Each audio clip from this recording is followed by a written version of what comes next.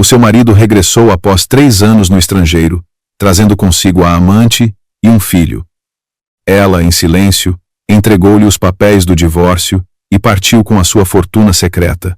Durante 3 anos de espera, Helena Vieira acreditou que ele voltaria coberto de glória. Mas no dia em que Alexandre Torres apareceu, foi para trazer a sua amante e o seu filho para o lar que um dia tinham sonhado juntos.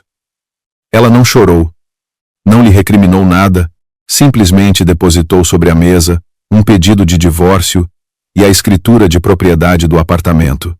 Ninguém sabia que aquela mulher, a quem criticavam por ser uma simples dona de casa sustentada, era na realidade a misteriosa fundadora da Alma de Seda, uma marca de alta costura de luxo. Possuía uma fortuna capaz de fazer tremer toda a cidade de Lisboa.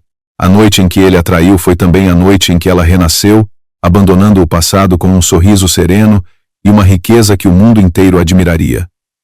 Helena Vieira olhou para o relógio na parede. Eram 19 horas. O aroma das bochechas de porco preto estufadas em vinho tinto, o prato favorito de Alexandre, impregnava todo o apartamento.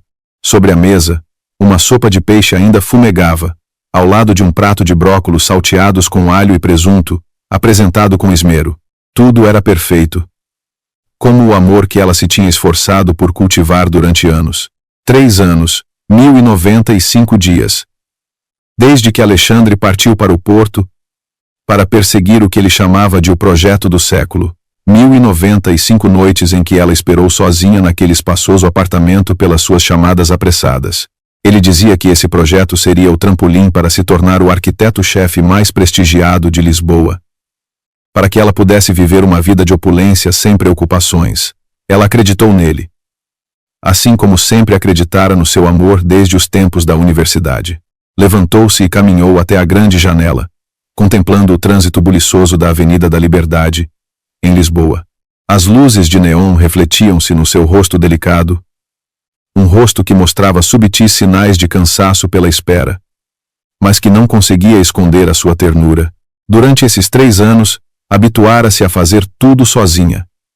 Reparar canos, trocar lâmpadas, ir ao hospital sozinha quando adoecia. Passara de uma jovem mimada a uma mulher assustadoramente independente, mas no fundo do seu coração ainda ansiava pelo calor do seu abraço. Hoje ele voltava. Uma semana antes, tinha-lhe ligado com um tom invulgarmente alegre para anunciar que o projeto tinha sido concluído com um sucesso retumbante, que seria promovido e transferido de volta para a sede. Estou a voltar para casa. Essas 4 simples palavras tinham feito o seu coração tremer. Passara uma semana a limpar a casa, a lavar à mão toda a roupa de cama, e hoje tinha passado a tarde inteira na cozinha, a preparar os seus pratos favoritos. A campainha da porta soou, interrompendo os seus pensamentos. O seu coração deu um salto. Era ele. Respirou fundo, tentando conter a emoção que a embargava, e apressou-se a abrir.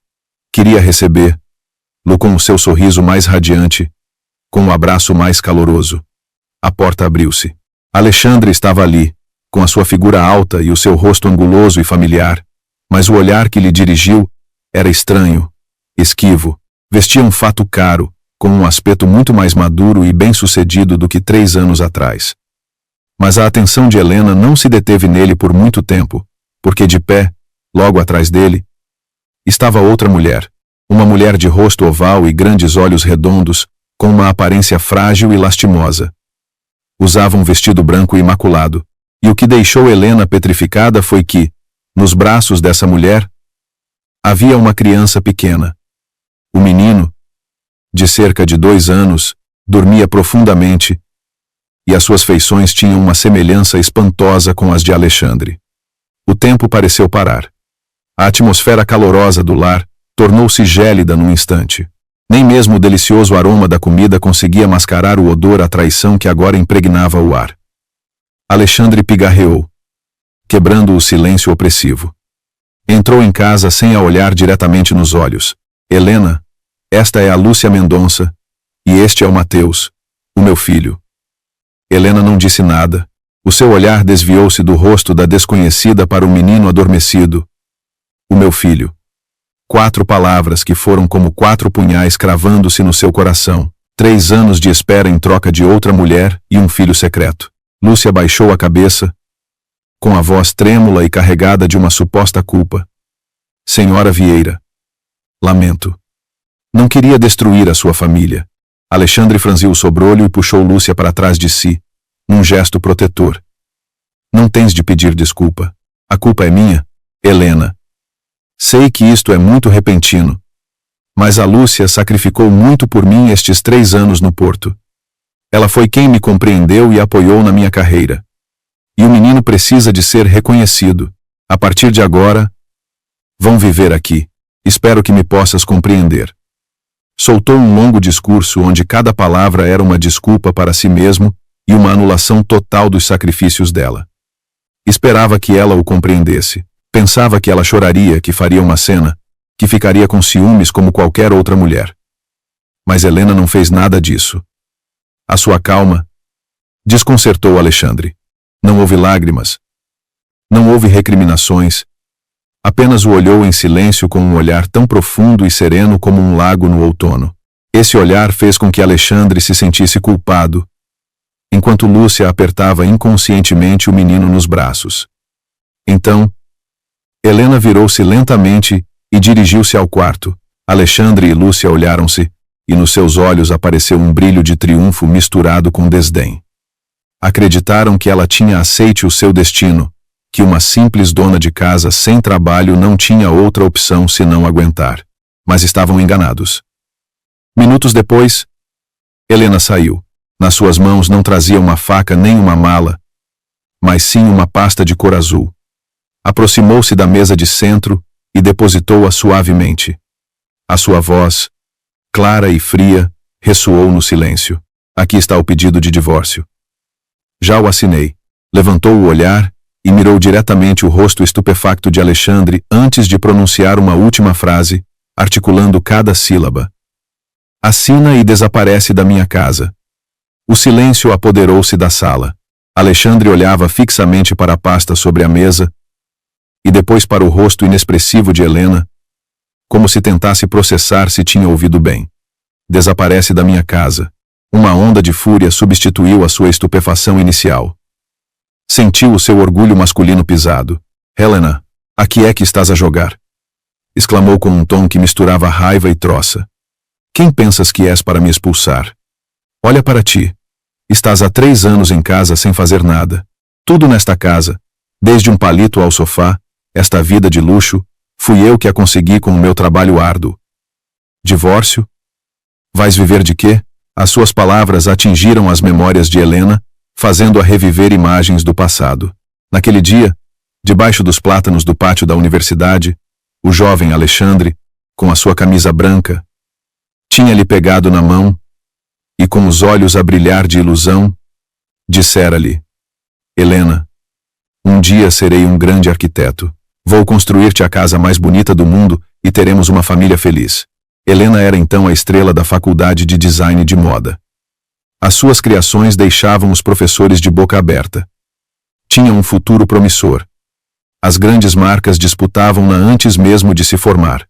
Mas, pela promessa de Alexandre, pelo amor que lhe professava, renunciou a tudo, rejeitou ofertas tentadoras e aceitou ficar em segundo plano, tornando-se o seu apoio incondicional para que ele se pudesse concentrar na sua carreira. Acreditava que o seu sacrifício valia a pena. No dia em que lhe ofereceram o cargo no Porto, abraçou-a com força e prometeu: Espera por mim só 3 anos. Só 3. Quando voltar, vou compensar-te por tudo. No primeiro ano, ligava-lhe diariamente, contando-lhe as dificuldades e pressões de estar numa cidade nova. Ela ouvia com paciência, consolava-o e animava-o. No segundo ano, as chamadas espaçaram-se para algumas por semana. Dizia que estava demasiado ocupado, que as reuniões se prolongavam até de madrugada e não queria acordá-la. Em vez disso, começou a enviar-lhe presentes caros, malas de marca, joias com diamantes. Mas Helena nunca os usou. O que ela precisava era da sua atenção, não de objetos inanimados. No terceiro ano, as chamadas contavam-se pelos dedos de uma mão. cada uma com apenas algumas perguntas superficiais. A sua voz tornou-se cada vez mais distante. A intuição feminina dizia-lhe que algo não estava bem. Tinha se enganado a si mesma, pensando que ele estava apenas demasiado focado no trabalho. Mas no fundo, uma fenda começara a abrir-se no seu coração. Tinha contemplado o pior cenário, e aquele pedido de divórcio era a sua preparação para este dia. O que não esperava era que chegasse de uma forma tão cruel e descarada. A torrente de memórias parou. Helena voltou à realidade e olhou para o homem à sua frente. Aquele que um dia amara com toda a sua alma. Já não havia dor no seu olhar. Apenas uma leve ironia. Não discutiu com ele sobre dinheiro. As palavras agora eram desnecessárias. Dirigiu-se em silêncio a uma cômoda de madeira num canto da sala. Abriu uma gaveta e tirou outra pasta, protegida por um plástico. Voltou e colocou-a sobre o pedido de divórcio. Tens razão, disse com a mesma calma. Tudo nesta casa foi comprado com dinheiro, mas não com o teu. Alexandre franziu o sobrolho, confuso. Que disparates estás a dizer? Helena não respondeu. Simplesmente empurrou a pasta na sua direção com o seu dedo longo e esguio. Abre e vê. Alexandre, entre cético e curioso, pegou nela. Dentro, havia um documento ligeiramente amarelado pelo tempo. Ao ler o cabeçalho, as suas pupilas contraíram-se. Era a escritura de propriedade da casa. A morada que constava era a daquele mesmo apartamento, mas o que o deixou sem fôlego foi o nome do proprietário. Havia apenas um, impresso com clareza. Helena Vieira. E no canto inferior, a data de registro. 15 de junho, 7 anos atrás. O dia antes de se casarem, Alexandre ficou rígido como uma estátua. Este apartamento, do qual sempre se orgulhara como fruto do seu esforço, aquele que exibia aos amigos, a base sobre a qual exigia a submissão dela, era propriedade dela desde antes do casamento. Legalmente, era um bem próprio. Ele não tinha qualquer direito sobre ele. Levantou a cabeça bruscamente, olhando-a com incredulidade. Toda a arrogância, a raiva e a autocomplacência desapareceram do seu rosto, deixando apenas perplexidade e um choque absoluto. Abriu a boca para dizer algo, mas a sua garganta parecia apertada por uma mão invisível. Não conseguiu emitir um único som. A sala mergulhou num silêncio sepulcral. A escritura de propriedade jazia sobre a mesa como uma acusação silenciosa à arrogância de Alexandre. O seu rosto passava de branco a verde. A confusão e a humilhação eram evidentes no seu olhar. Nesse momento, Lúcia, que tinha permanecido em silêncio atrás de Alexandre, desatou a chorar. As suas lágrimas rolavam pelas suas bochechas. O seu soluço lastimoso quebrou a atmosfera tensa. Deu um passo em frente, olhando para Helena com os olhos inundados. Senhora Vieira, sei que a culpa é toda minha. Não peço o seu perdão nem quero destruir a sua família. Só espero. O meu filho Mateus, ele é inocente. Precisa do pai. Só pedimos um pequeno canto nesta casa para cuidar dele. Não preciso de nenhum reconhecimento oficial. Rogo-lhe, tenha piedade da criança. A atuação era impecável. Cada palavra, cada gesto, destilava uma vulnerabilidade calculada. Como se ela fosse a maior vítima. Alexandre, como se despertasse de um transe, usou o drama de Lúcia como desculpa para recuperar a compostura e descarregar a sua fúria. Afastou-a bruscamente e gritou a Helena com voz prepotente. Helena, não sejas tão cruel. Estás a ver? A Lúcia está a ser incrivelmente humilde. Só pede um sítio para o meu filho. Tens mesmo de ser tão impiedosa? Não penses que por teres este apartamento, tens tudo. Quando nos divorciarmos, vais viver de quê? Uma mulher sem trabalho que durante anos só soube cozinhar e limpar. Achas que a vida lá fora é fácil? Sem a minha ajuda financeira, não terás nem para comer 3 vezes ao dia. O orgulho ferido fazia com que as suas palavras fossem cada vez mais ofensivas. Tinha esquecido completamente os anos de casamento. Restava apenas o desprezo pela mulher que ele acreditava que dependia dele. Helena não se zangou, achou-o ridículo. Lentamente, levantou o olhar. O seu olhar afiado como uma faca percorreu o rosto indignado de Alexandre e deteve-se na soluçante Lúcia. Sem dizer uma palavra, Virou-se e dirigiu-se ao quarto que partilhavam. Alexandre pensou que as suas palavras a tinham magoado e que ela ia chorar. Um sorriso frio assomou aos seus lábios. Mas, mais uma vez, enganava-se. Helena abriu o grande armário e apontou para o lado esquerdo, onde pendiam umas poucas peças de roupas suas. Eram todas de cores neutras, designs simples, tecidos comuns, algumas até estavam gastas. O seu valor total provavelmente não cobria o custo de um jantar de Alexandre num restaurante de luxo. Depois, abriu bruscamente o lado direito. Um mundo completamente diferente apareceu. Dezenas de fatos de marca, camisas perfeitamente engomadas, gravatas de seda de todas as cores ordenadas meticulosamente. Embaixo, sapatos de pele reluzentes e uma caixa com vários relógios de edição limitada que brilhavam. Todo o seu guarda-roupa cheirava a dinheiro e luxo. Helena virou-se e olhou-o diretamente nos olhos. A sua voz não era alta, mas cada palavra era como uma martelada no seu peito. Alexandre, em 3 anos, para além do dinheiro para as despesas básicas que me enviavas todos os meses, não gastei um único cêntimo teu em mim. Olha para a minha roupa. Vês algo de valor? E tu? Estes fatos, estes relógios, quem os comprou com o teu dinheiro, não tem o direito de perguntar. Mas, com que direito me falas a mim de finanças? As suas palavras deixaram-no sem resposta, com o rosto avermelhado pela raiva e pela vergonha. Era verdade. Sempre lhe enviava uma quantia fixa, apenas suficiente para as contas e a comida básica. Enquanto isso, ele esbanjava o dinheiro em luxos para construir a sua imagem de arquiteto de sucesso. Nunca pensou que Helena se daria conta. Nesse preciso momento, o seu telemóvel tocou. Atendeu-o como se fosse uma tábua de salvação. Era a sua mãe. Assim que atendeu, a voz estridente da mulher retumbou. Alexandre, filho, disseram-me que voltaste. Essa Helena está a dificultar-te as coisas? Filho, é normal um homem ter as suas aventuras. Como esposa, deveria ser mais compreensiva. Pelo bem de todos. Diz-lhe que se portar bem, a família Torres não a tratará mal. Afinal, essa criança é meu neto. Antes que ele pudesse responder, Helena arrancou-lhe o telemóvel. Levou-o à orelha. A sua voz era gélida. Senhora Torres, não se preocupe. O seu precioso filho e o seu neto, não preciso de nenhum dos dois. Os nossos assuntos, nós resolveremos. Dito isto, sem esperar resposta, desligou bruscamente. Atirou-lhe o telemóvel. O seu olhar já não continha um pingo de afeto. A atmosfera no apartamento tornou-se densa, quase irrespirável. A chamada da sua sogra foi a gota de água que fez transbordar o copo da paciência de Helena. Não queria perder mais um segundo naquele lugar, com aquelas pessoas.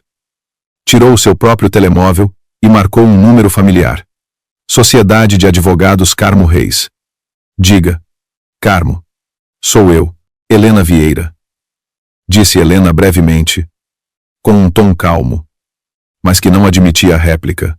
Envia o pedido a Alexandre Torres. Inicia todos os trâmites o mais rápido possível. Entendido, Helena. Respondeu a voz do outro lado. A chamada terminou rapidamente. Helena guardou o telemóvel e, sem se dignar a olhar para as duas figuras petrificadas na sala, dirigiu-se diretamente ao quarto.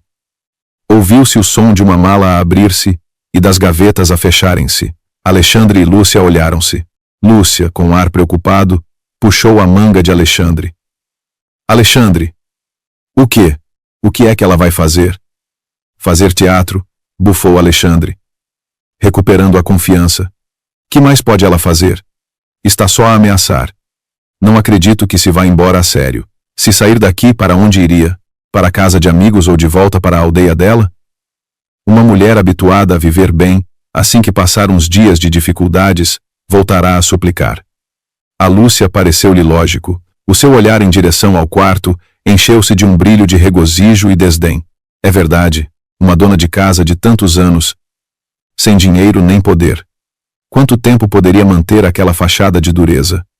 Pouco depois, Helena saiu do quarto, arrastando uma pequena mala.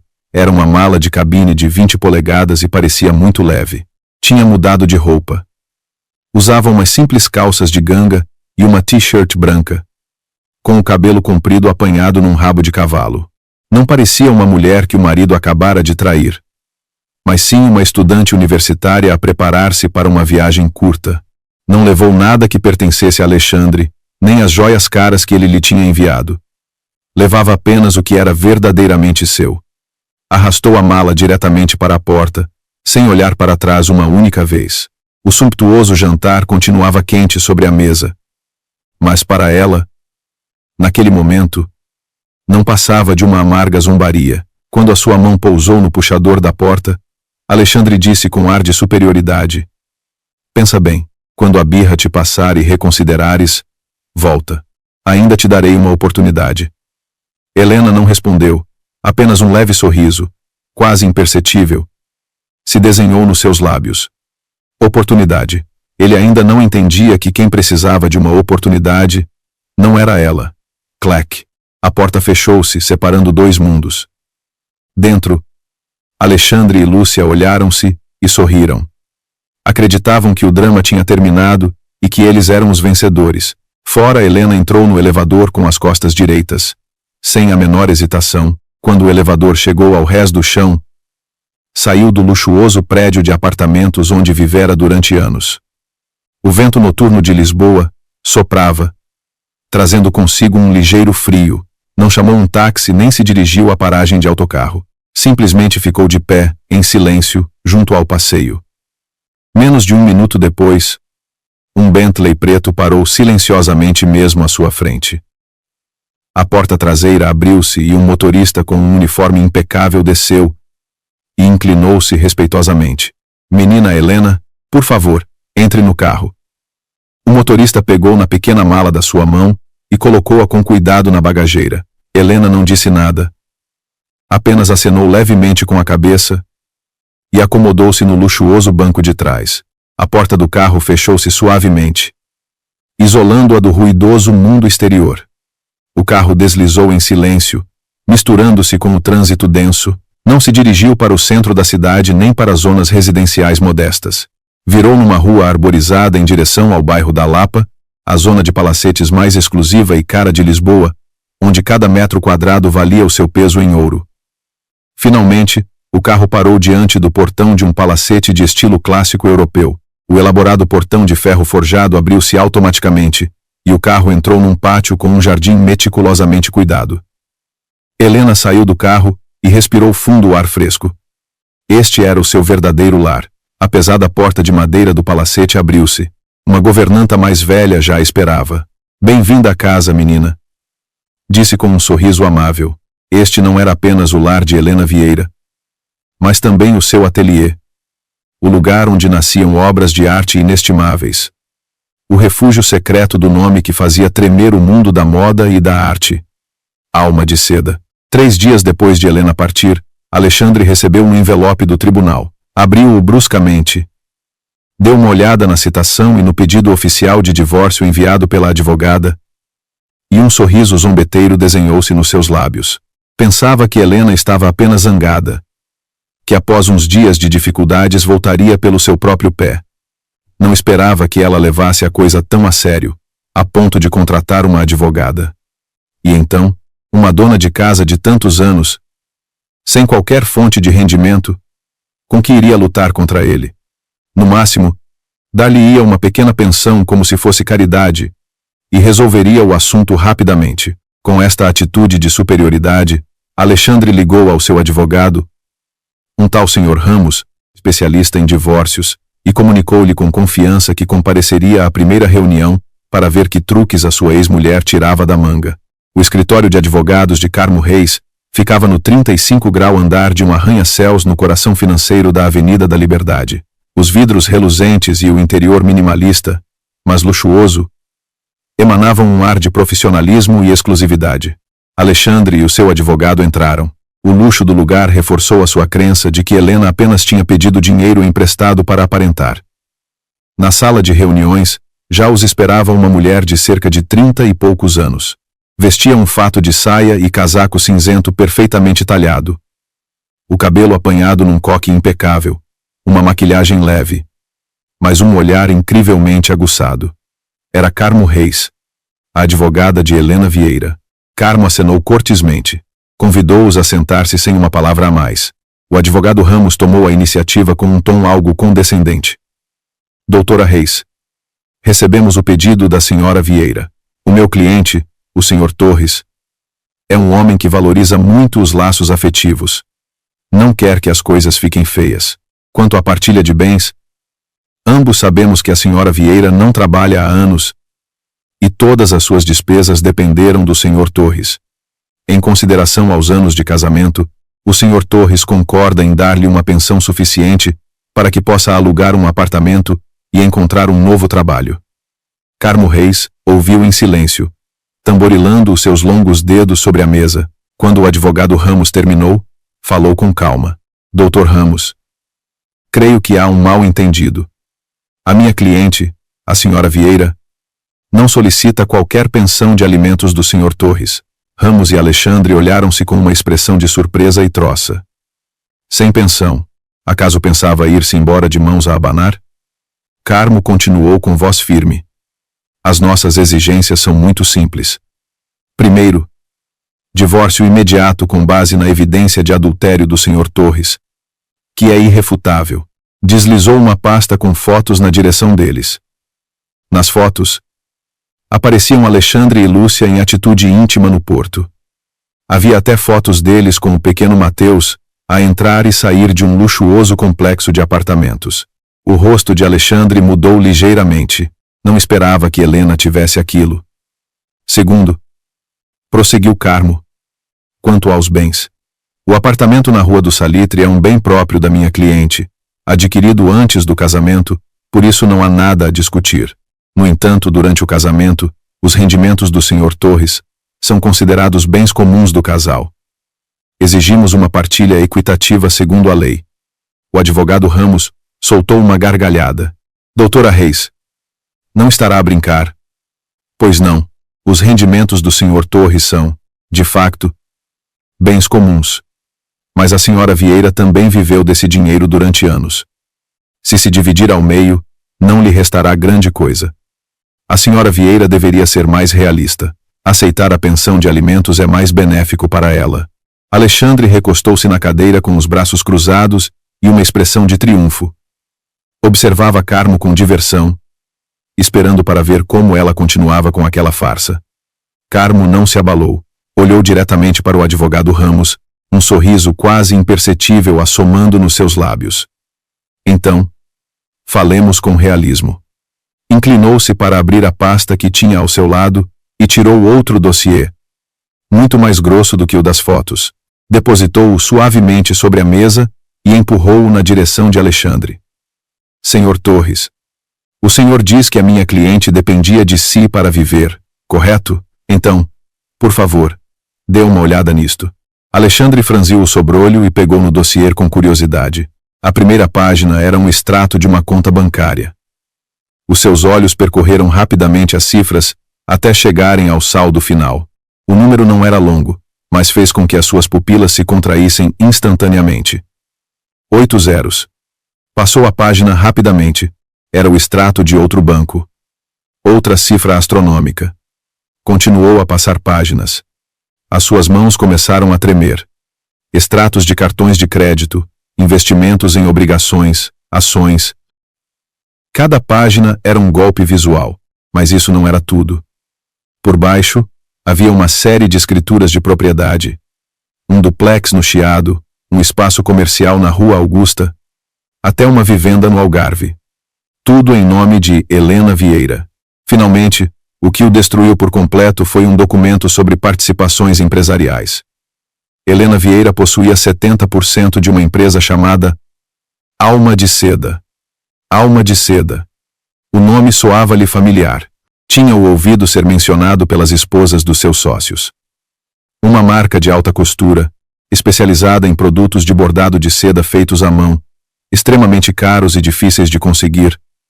Um símbolo da alta sociedade. A sala ficou em silêncio absoluto. O advogado Ramos, ao seu lado, também estava petrificado. Com a boca aberta, Alexandre sentiu o sangue gelar-lhe nas veias. A sua respiração tornou-se agitada. Levantou o olhar para Carmo com uma expressão de incredulidade na qual se misturavam a perplexidade, a raiva e um medo profundo e invisível.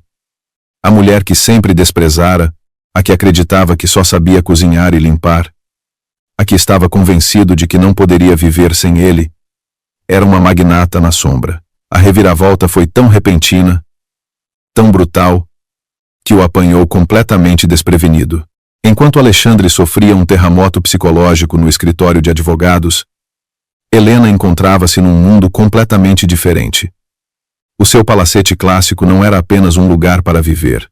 O segundo e terceiro andares tinham sido transformados num requintado ateliê de design e artesanato. Aqui não cheirava a azeite de cozinha, mas sim ao aroma subtil do sândalo e ao odor característico das sedas da mais alta qualidade. A luz do sol da manhã entrava pelas grandes janelas de estilo francês, iluminando as estantes repletas de fios de bordar de todas as cores, que brilhavam como um arco íris. Helena já não vestia as roupas simples de dona de casa.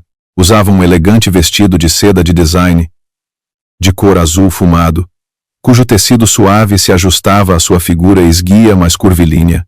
O seu longo cabelo estava apanhado despreocupadamente com uma agulha de madeira, deixando a descoberto o seu pescoço esbelto e elegante.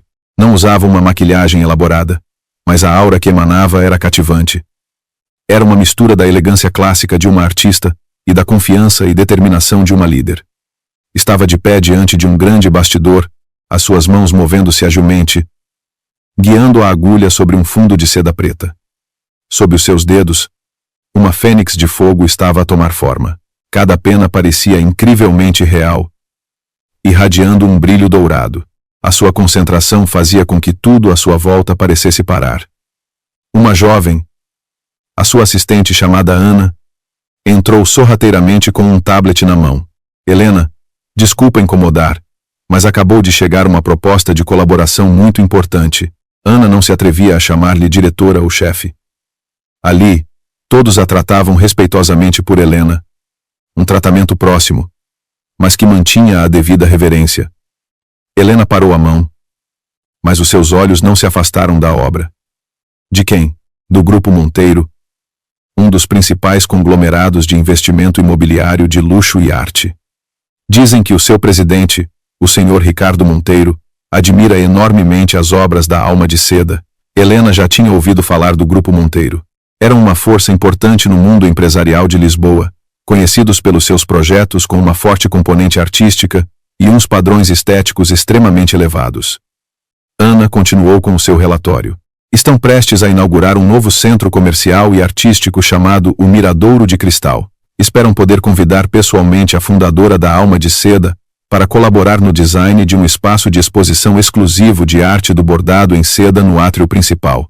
Dizem que será o elemento de maior destaque de todo o projeto. Era um convite de enorme peso. Previa-se que o Miradouro de Cristal se tornasse um novo ícone de Lisboa.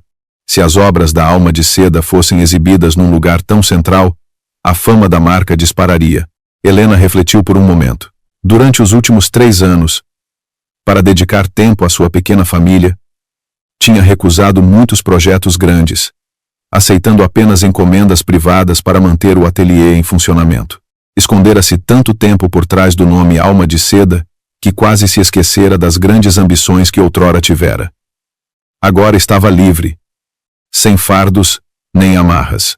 Talvez fosse o momento de a Alma de Seda brilhar de verdade.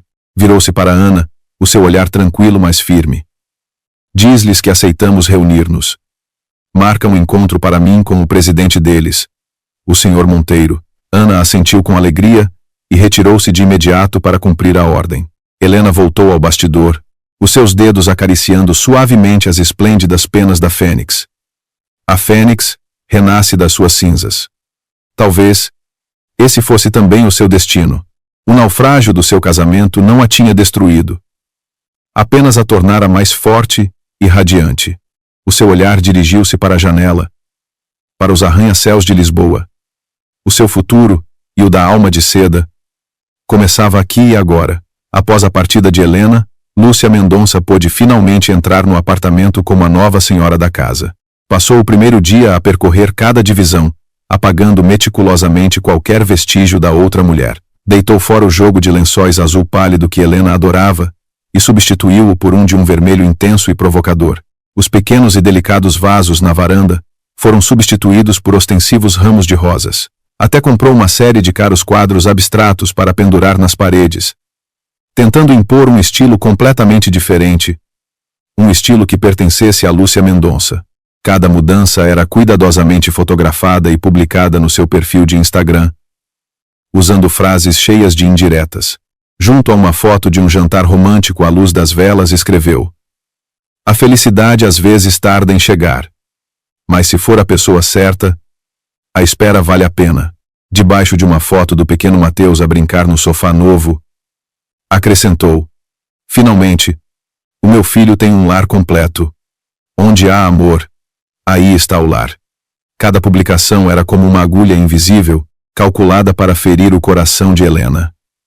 Lúcia imaginava Helena em algum canto, talvez num apartamento alugado e sombrio, a olhar para aquelas imagens com o coração partido pela dor e pelo ciúme. Esperava uma reação, um insulto, ou pelo menos um sinal de que a sua oponente estava a sofrer. Mas teve uma desilusão.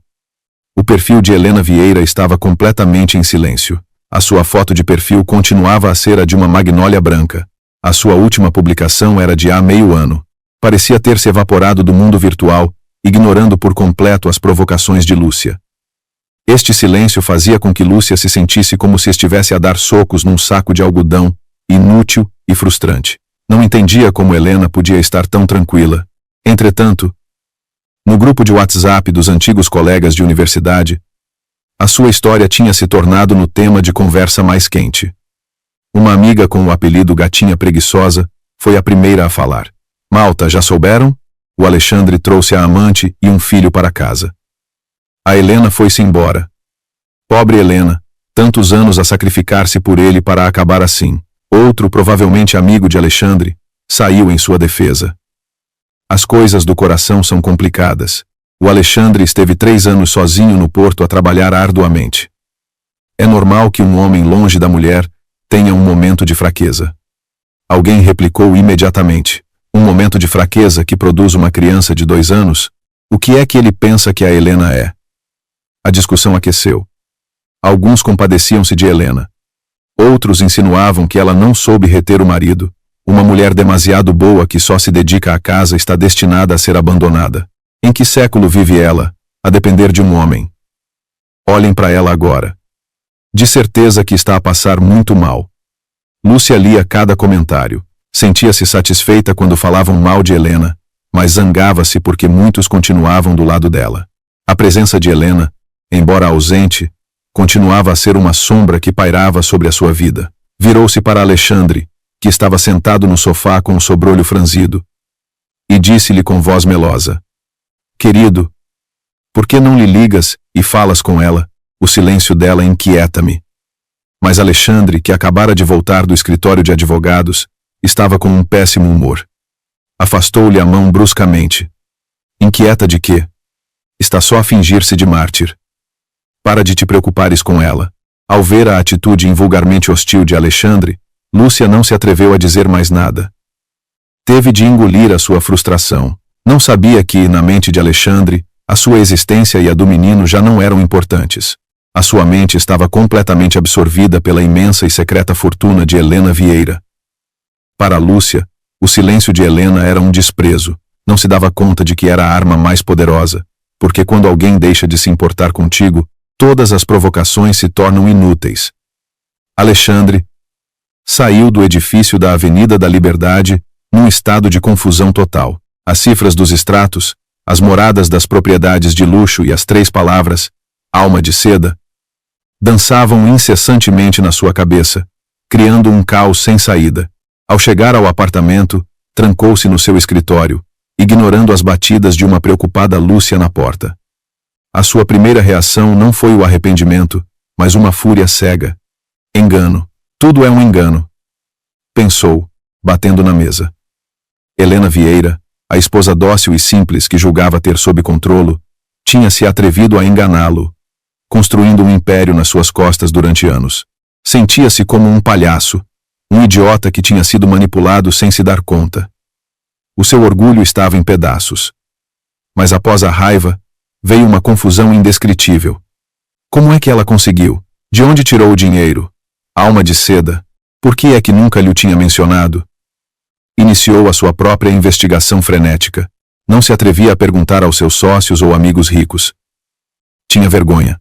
Admitir que a sua mulher, de quem sempre se gabara de sustentar, era infinitamente mais rica do que ele. Era uma humilhação inaceitável. Recorreu a métodos mais antigos. Abriu a sua agenda e procurou os números de antigos colegas da universidade com quem não falava há anos. Com a desculpa de organizar um encontro de antigos alunos, começou a perguntar. A primeira chamada foi para o antigo delegado de turma. Após uns cumprimentos de praxe, mencionou como se não fosse nada. Olha, ainda tens contato com a Helena Vieira? Ultimamente não sei nada dela. A Helena? Hesitou o outro. Mas vocês casaram-se, não foi? A última vez que a vi foi na reunião de há 5 anos. Continuava tão bonita como sempre, embora mais calada. Já agora que penso nisso, tu roubaste-nos a deusa, a toda a faculdade. Alexandre franziu o sobrolho. Deusa? Não te lembras? Riu o delegado. Quem era a Helena Vieira naquela altura? O maior talento da faculdade de design de moda. O projeto final de curso dela ganhou o prêmio nacional e foi exposto no Museu do Design. As grandes marcas lutavam para contratar, oferecendo-lhe um salário que nós, recém-licenciados, nem podíamos sonhar. Cada palavra do seu antigo amigo era uma martelada na cabeça de Alexandre. Ele lembrava-se. Mas eram memórias turvas. Lembrava-se que ela desenhava muito bem, mas nunca tinha prestado atenção aos prêmios ou às ofertas de trabalho.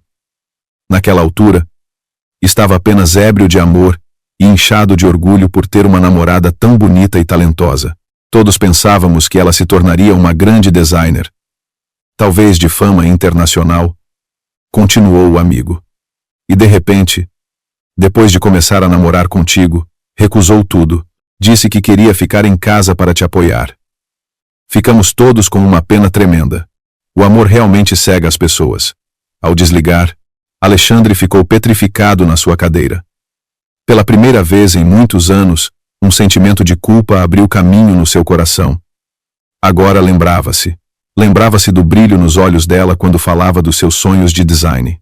Lembrava-se da sua confiança ao receber o prêmio. Ele tinha prometido apoiá-la, mas o seu próprio egoísmo e ambição tinham enterrado gradualmente o seu talento e as suas aspirações. Tinha transformado uma fênix radiante num pardal comum dentro de uma gaiola de ouro que ele próprio criara. Mas esse sentimento de culpa durou apenas alguns segundos. Rapidamente foi ofuscado por uma emoção mais forte, mais sombria, a cobiça e a inveja. Se ela era tão talentosa, era compreensível que tivesse ganho aquela fortuna por si mesma. Mas por que é que lhe o tinha escondido? Um pensamento malicioso formou-se na sua cabeça. Ela conseguiu essa fortuna durante o nosso casamento. Não importa como o fez, legalmente são bens comuns do casal. Ela escondeu-me informações. Enganou-me. Ela é que está em falta. A mentalidade de Alexandre mudou completamente. Já não era um marido infiel que queria divorciar-se rapidamente para ficar com a sua nova parceira. Agora era uma besta faminta a espreitar uma presa suculenta. Lúcia e o seu filho desapareceram para um segundo plano. O seu único objetivo agora era conseguir uma parte, ou mesmo a totalidade, do império secreto de Helena Vieira. Um mês depois, o Hotel Ritz de Lisboa brilhava sob as luzes da noite. Carros de luxo desfilavam perante a entrada principal. A imprensa, os principais bloggers de moda e inúmeras figuras influentes do mundo empresarial e artístico da cidade tinham se reunido ali. Toda a atenção se concentrava num único evento. A apresentação da nova coleção da marca Alma de Seda, em colaboração com o projeto do Centro de Arte, o Miradouro de Cristal do Grupo Monteiro. Até agora, a Alma de Seda sempre fora um nome envolto em mistério. Os seus produtos nunca precisaram de publicidade massiva. A sua fama estendia-se de boca em boca entre a elite como um tesouro. Sabia-se apenas que a sua fundadora era uma mestra do bordado em seda, mas ninguém conhecia o seu rosto ou a sua verdadeira identidade. O facto de a alma de seda decidir, pela primeira vez, colaborar com um grande grupo e organizar uma apresentação pública tinha causado um terremoto no setor. No antigo apartamento, Alexandre estava sentado no sofá com o rosto sombrio. Lúcia tentava acalmar o pequeno Mateus, que não parava de chorar. O ambiente em casa era tenso. O divórcio não estava a ser tão rápido como Alexandre imaginara. A advogada de Helena Carmo Reis era implacável, apresentando provas e argumentos que deixavam a sua parte completamente na defensiva. A investigação sobre o patrimônio de Helena também tinha chegado a um ponto morto. Tudo estava perfeitamente blindado. Frustrado, ligou a televisão e começou a mudar de canal. De repente, parou num canal de finanças que transmitia em direto um evento de moda. A manchete no ecrã chamou-lhe a atenção. Apresentação da coleção Fênix Renascida, da Alma de Seda e do Grupo Monteiro. Alma de Seda. Essas 3 palavras eram como uma agulha a picar o seu nervo mais sensível. Olhou fixamente para o ecrã. O cenário era requintado, a iluminação mágica. As modelos desfilavam com trajes deslumbrantes, adornados com bordados à mão, incrivelmente detalhados, especialmente a imagem de uma fênix de fogo que parecia arder sobre a seda preta. Deu-se conta de que não era apenas roupa, eram obras de arte. O desfile terminou com um aplauso estrondoso. O apresentador subiu ao palco com a voz cheia de emoção. E agora, senhoras e senhores, o momento mais esperado da noite. Demos as boas-vindas à fundadora, a alma da marca Alma de Seda, que aparece pela primeira vez perante o público. Todas as câmaras se viraram para o lado do palco. As luzes concentraram-se num ponto. O coração de Alexandre começou a bater de forma estranha. Ele também sentia curiosidade. Quem estava realmente por trás daquele nome misterioso? Da escuridão emergiu uma figura esguia. Quando as luzes a iluminaram, toda a sala conteve a respiração. A mulher usava um vestido de seda de cor branco prateado com um ramo de magnólia bordado com fio de seda brilhante, requintado e etéreo. O seu cabelo estava apanhado num coque alto, revelando um rosto delicado, sereno, mas que emanava uma aura extraordinária. Não sorria radiantemente. Apenas acenou levemente ao público, mas os seus olhos brilhavam cheios de confiança e orgulho. Alexandre ficou petrificado. O copo que segurava caiu-lhe das mãos e estilhaçou-se no chão. O som estridente não conseguiu tirá-lo do seu estado de choque. Lúcia virou-se sobressaltada e, antes de poder ralhar com ele, também ficou muda ao ver a imagem na televisão. A mulher que estava no auge da fama, a receber aplausos de admiração, a aclamada como um gênio do design, era Helena Vieira. Não era a esposa simples e fraca que sempre tinham desprezado. Ela era a Alma de Seda. Nesse momento, um homem elegante e bem apessoado subiu ao palco. Usava um fato perfeitamente talhado, com um ar de nobreza e segurança. Era Ricardo Monteiro, o presidente do Grupo Monteiro. Colocou-se ao lado de Helena, dedicando-lhe um olhar cheio de respeito e admiração. Estavam um ao lado do outro, uma artista talentosa e um magnata dos negócios. Pareciam estranhamente compatíveis. Essa imagem, vista através do ecrã da televisão, foi como a lâmina mais afiada, rasgando o último vestígio de orgulho que restava a Alexandre. Na manhã seguinte, Alexandre conduziu até ao palacete onde Helena vivia. Desta vez, o seu rosto não mostrava raiva nem desprezo, mas um aspecto definhado. Os seus olhos estavam injectados de sangue por não ter dormido. Tinha preparado um novo guião. Tocou a campainha. A governanta abriu a porta e olhou-o com frieza. Lamento, a menina Helena não está em casa. Por favor, senhora, disse Alexandre com voz suplicante. Diga apenas a Helena que sei que errei. Vim para lhe pedir perdão.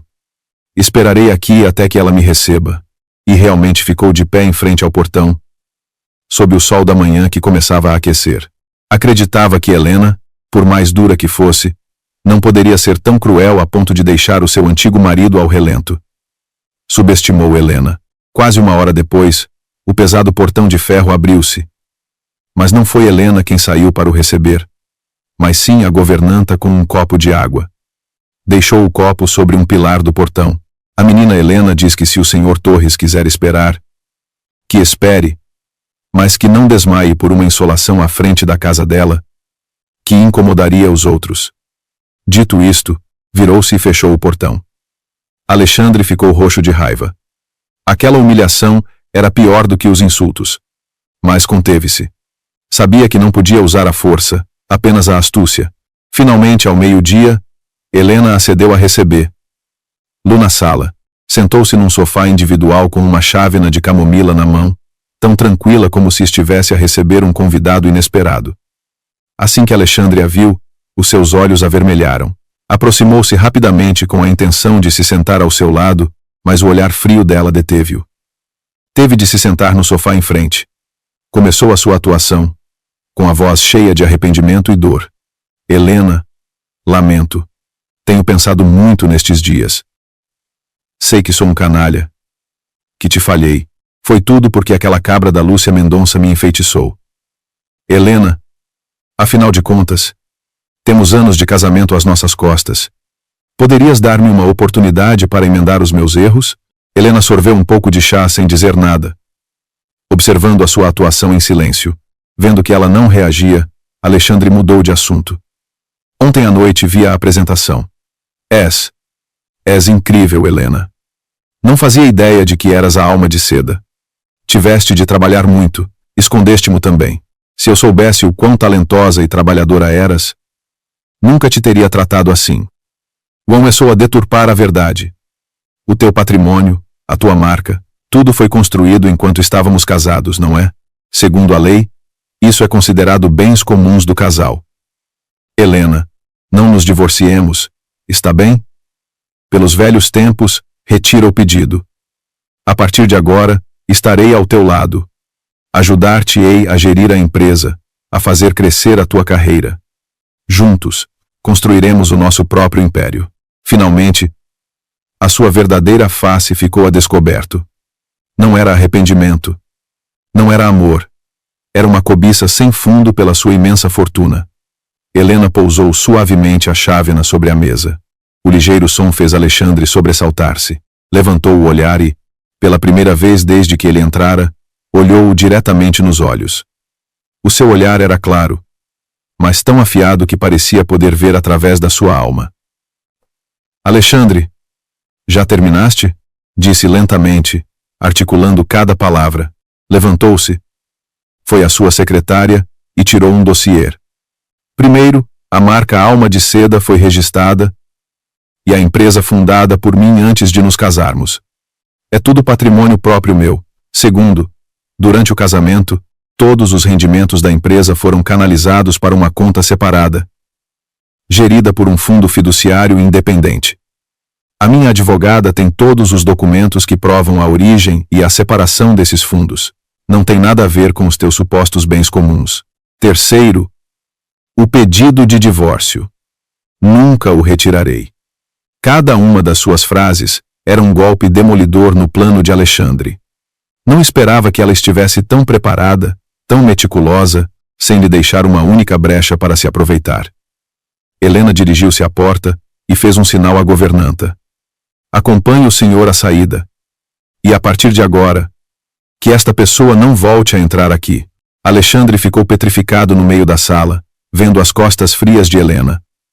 O descaramento no seu rosto finalmente transformou-se num pânico e desespero reais. Deu-se conta de que tinha perdido o jogo por completo. Uns dias após o encontro com Ricardo Monteiro, quando Helena Vieira estava concentrada nos esboços para o projeto O Miradouro de Cristal, a governanta entrou com uma expressão algo desconfortável. Menina Helena, a senhora Torres, a mãe do senhor Alexandre Torres, está à porta e diz que quer ver, lá. Helena parou por um instante, mas o traço do seu lápis não tremeu. Tinha previsto que este dia chegaria. Conhecendo o caráter da sua ex-sogra, e depois de a sua identidade como alma de seda ter vindo a público, era impossível que ela ficasse de braços cruzados. Pousou o lápis. Deixa entrar, disse com calma. A governanta ficou um pouco surpreendida, mas obedeceu. Helena queria resolver todos os assuntos de uma vez por todas. A senhora Torres foi conduzida à sala. Em total contraste com a sua atitude arrogante e prepotente ao telefone no outro dia, hoje parecia completamente abatida. O cabelo grisalho despenteado, os olhos inchados, a roupa amarrotada. Assim que viu Helena, abalroou-se sobre ela com os olhos cheios de lágrimas. Helena, minha nora. Tentou pegar-lhe na mão. Mas Helena recuou um passo habilmente para evitar. A senhora Torres ficou com a mão no ar, desconfortável, e rapidamente enxugou as lágrimas para começar o seu melodrama. Minha filha, eu errei. Já sou velha e não distingo o bem do mal. Estes dias não tenho conseguido comer nem dormir. O remorso consome-me. Vim para te pedir perdão. Helena sentou-se em silêncio num sofá, indicando-lhe que se sentasse na poltrona em frente, mantendo uma distância segura. Não disse nada, esperando para ver até onde ia a sua atuação. Vendo que Helena não reagia, a senhora Torres intensificou o seu drama. Começou a culpar tudo em Lúcia Mendonça. A culpa é toda daquela cabra. Ela seduziu o meu Alexandre. O meu filho sempre foi um bom rapaz, que amava a sua mulher. Foi essa víbora que lhe armou uma cilada, usando a criança para o prender. Por isso é que ele cometeu aquele erro contigo. Filha, tu és a melhor esposa que a família Torres poderia ter. Bonita, boa e ainda por cima tão talentosa. Eu falhei-te. O meu filho falhou-te. Chorou amargamente e depois passou a súplica. Helena, por esta velha, pelos anos de casamento, perdoa-lhe desta vez. Que homem não comete erros? Se voltares, prometo que expulso aquela mulher e o filho dela de casa imediatamente. Farei com que o Alexandre se ajoelhe para te pedir perdão, para dar mais força às suas palavras. Não hesitou em desprezar a criança que antes chamava de neto. Aquele bastardo, nunca o quis. Quem sabe se é filho do Alexandre ou de qualquer outro. Jamais o aceitarei como neto da família Torres. A nossa única nora és tu. Ao ouvir isto, a calma de Helena finalmente vacilou. Mas não por compaixão, e sim por um nojo profundo. O descaramento e a hipocrisia daquela mulher superavam a sua imaginação. Levantou o olhar, mirando diretamente os olhos cheios de lágrimas falsas da senhora Torres. Senhora Torres, já terminou a sua atuação? Disse com voz gélida e distante. A palavra senhora fez com que o sorriso da senhora Torres congelasse. Esse tratamento marcava uma barreira intransponível. Helena continuou sem emoção alguma. Antes foi a senhora que me ligou para me dizer que eu devia ser compreensiva com o seu filho e o seu neto, pelo bem de todos. Agora é a senhora que se senta aqui a insultar Luz, a chamar Luz de cabra e bastardo. Não lhe parece que as suas palavras são contraditórias e ridículas? O rosto da senhora Torres empalideceu. Sem conseguir articular palavra, Helena levantou-se. O seu olhar era completamente glacial. O meu relacionamento com Alexandre Torres terminou. Nunca retirarei o pedido de divórcio e não tenho qualquer interesse em voltar para sua família calculista. Rogo-lhe que, a partir de agora, não venha mais incomodar-me. Virou-se para a governanta. Senhora Elisa, acompanhe a convidada à saída. A senhora Torres ficou atônita, incapaz de acreditar que a estivessem a expulsar de uma forma tão humilhante. Tentou protestar. Mas ao ver o olhar decidido e frio de Helena, as palavras ficaram-lhe presas na garganta. Compreendeu que já não havia volta a dar. A governanta aproximou-se. Cortês, mas firme. Senhora Torres, por favor. Por aqui. A senhora Torres levantou-se, cambaleando, e foi conduzida em direção à porta, humilhada. A porta do palacete fechou-se de repente atrás dela, como um ponto final a todas as suas vãs esperanças. Desde o dia em que foi expulso do palacete de Helena, Alexandre Torres tornou-se outra pessoa. Tinha perdido o ar de confiança e arrogância do arquiteto de sucesso, e já não tinha vontade de interpretar o papel de marido carinhoso ou pai modelo. Passava a maior parte do tempo fechado no seu escritório, rodeado de montes de documentos desordenados. Mas não eram plantas de arquitetura, e sim informações que tinha recolhido sobre a marca Alma de Seda, sobre as propriedades imobiliárias de Helena, sobre a advogada Carmo Reis. Quanto mais investigava, mais desesperado se sentia. Tudo estava construído como uma fortaleza inexpugnável, sem fissuras. A impotência transformou-se em irritabilidade e começou a descarregar a sua frustração em tudo o que o rodeava. O choro do pequeno Mateus incomodava-o. A comida que Lúcia cozinhava dava-lhe nojo. O apartamento, que outrora fora o símbolo do seu sucesso, agora parecia uma jaula sufocante. Lúcia, claro, notou a mudança. A ternura e os mimos de Alexandre tinham desaparecido, substituídos por palavras ásperas e uma atitude fria. Sentia-se insegura. O seu sonho de se tornar a senhora Torres, a dona de uma família rica, parecia cada vez mais distante. Sabia que tinha de fazer algo para consolidar a sua posição. Naquela noite, depois de deitar Mateus, Lúcia vestiu uma sedutora camisa de noite de seda, pegou numa taça de vinho tinto e entrou no escritório. Querido, não trabalhes até tão tarde, vai fazer-te mal. Alexandre não levantou o olhar. Apenas resmungou. Lúcia deixou a taça na mesa, rodeou-lhe o pescoço com os braços por trás e sussurrou. Olha, o divórcio com ela já está quase resolvido. Que te parece se este fim de semana formos ver sítios para o nosso casamento? O meu pai também me perguntou. Diz que quer dar-me um casamento em grande. A palavra casamento foi como um fósforo no barril de pólvora que estava prestes a explodir no interior de Alexandre. Afastou-lhe as mãos bruscamente e levantou-se de um salto, com os olhos injectados de sangue. Casamento? Estás louca? Como podes pensar em casamentos num momento como este? Lúcia recuou, sobressaltada, com expressão ofendida. E por que não? O meu filho e eu também precisamos de um reconhecimento oficial, não é? Ou pretendes que vivamos sempre sem estatuto legal? Alexandre soltou uma risada amarga, cheia de sarcasmo. Estatuto. Só pensas no estatuto. Sabes o que perdemos? Toda uma fortuna, uma vida da qual poderíamos ter desfrutado para sempre. E tudo por tua culpa. Se não fosse por ti e por esta criança, as coisas não teriam chegado a este ponto. Lúcia ficou atônita. As lágrimas assomaram aos seus olhos. Por minha culpa? Alexandre, como podes dizer isso? No Porto, quem me jurou amor eterno? Quem dizia que estava farto da sua mulher simplória? E agora atiras-me toda a culpa a mim? A discussão explodiu. Pela primeira vez, atiraram um ao outro à cara todas as suas frustrações, cálculos e egoísmos. Se eu soubesse o quão rica ela era, estaria louco se a tivesse deixado por ti, rugiu Alexandre. Achas que não sei o que pensas? Gritou ela. Arrependes-te de não te teres agarrado àquela mina de ouro. Desprezas-me porque não te trago os mesmos benefícios que ela. Alexandre Torres. Não passas de um caçador de fortunas. Zás. Alexandre varreu a taça de vinho da mesa. Esta estatelou-se no chão, e o vinho tinto salpicou o tapete, bege como manchas de sangue.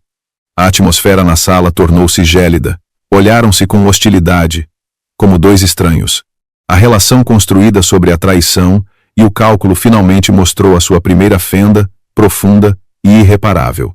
Já não eram aliados do mesmo lado, mas dois egoístas a tentar salvar os seus próprios interesses num navio que se afundava. Enquanto o mundo exterior estava mergulhado no caos, Helena Vieira não se importava minimamente. Após se livrar das pessoas incômodas, dedicou toda a sua mente e energia ao trabalho. O projeto O Miradouro de Cristal exigia uma criatividade e um investimento enormes. Mas isso só a entusiasmava mais. No entanto, para além deste projeto comercial, Helena sempre albergara outro plano, um que nascia do seu amor pela arte do bordado. Numa reunião com a equipa diretiva da Alma de Seda, anunciou oficialmente o novo projeto. O grande ecrã da sala de reuniões mostrava imagens de uma antiga aldeia junto a um rio, com telhados cobertos de musgo e paredes brancas manchadas pelo tempo. Parecia pacífica, mas também transmitia uma sensação de abandono. Esta é a aldeia da Seda, no Alentejo, disse Helena com voz clara e apaixonada.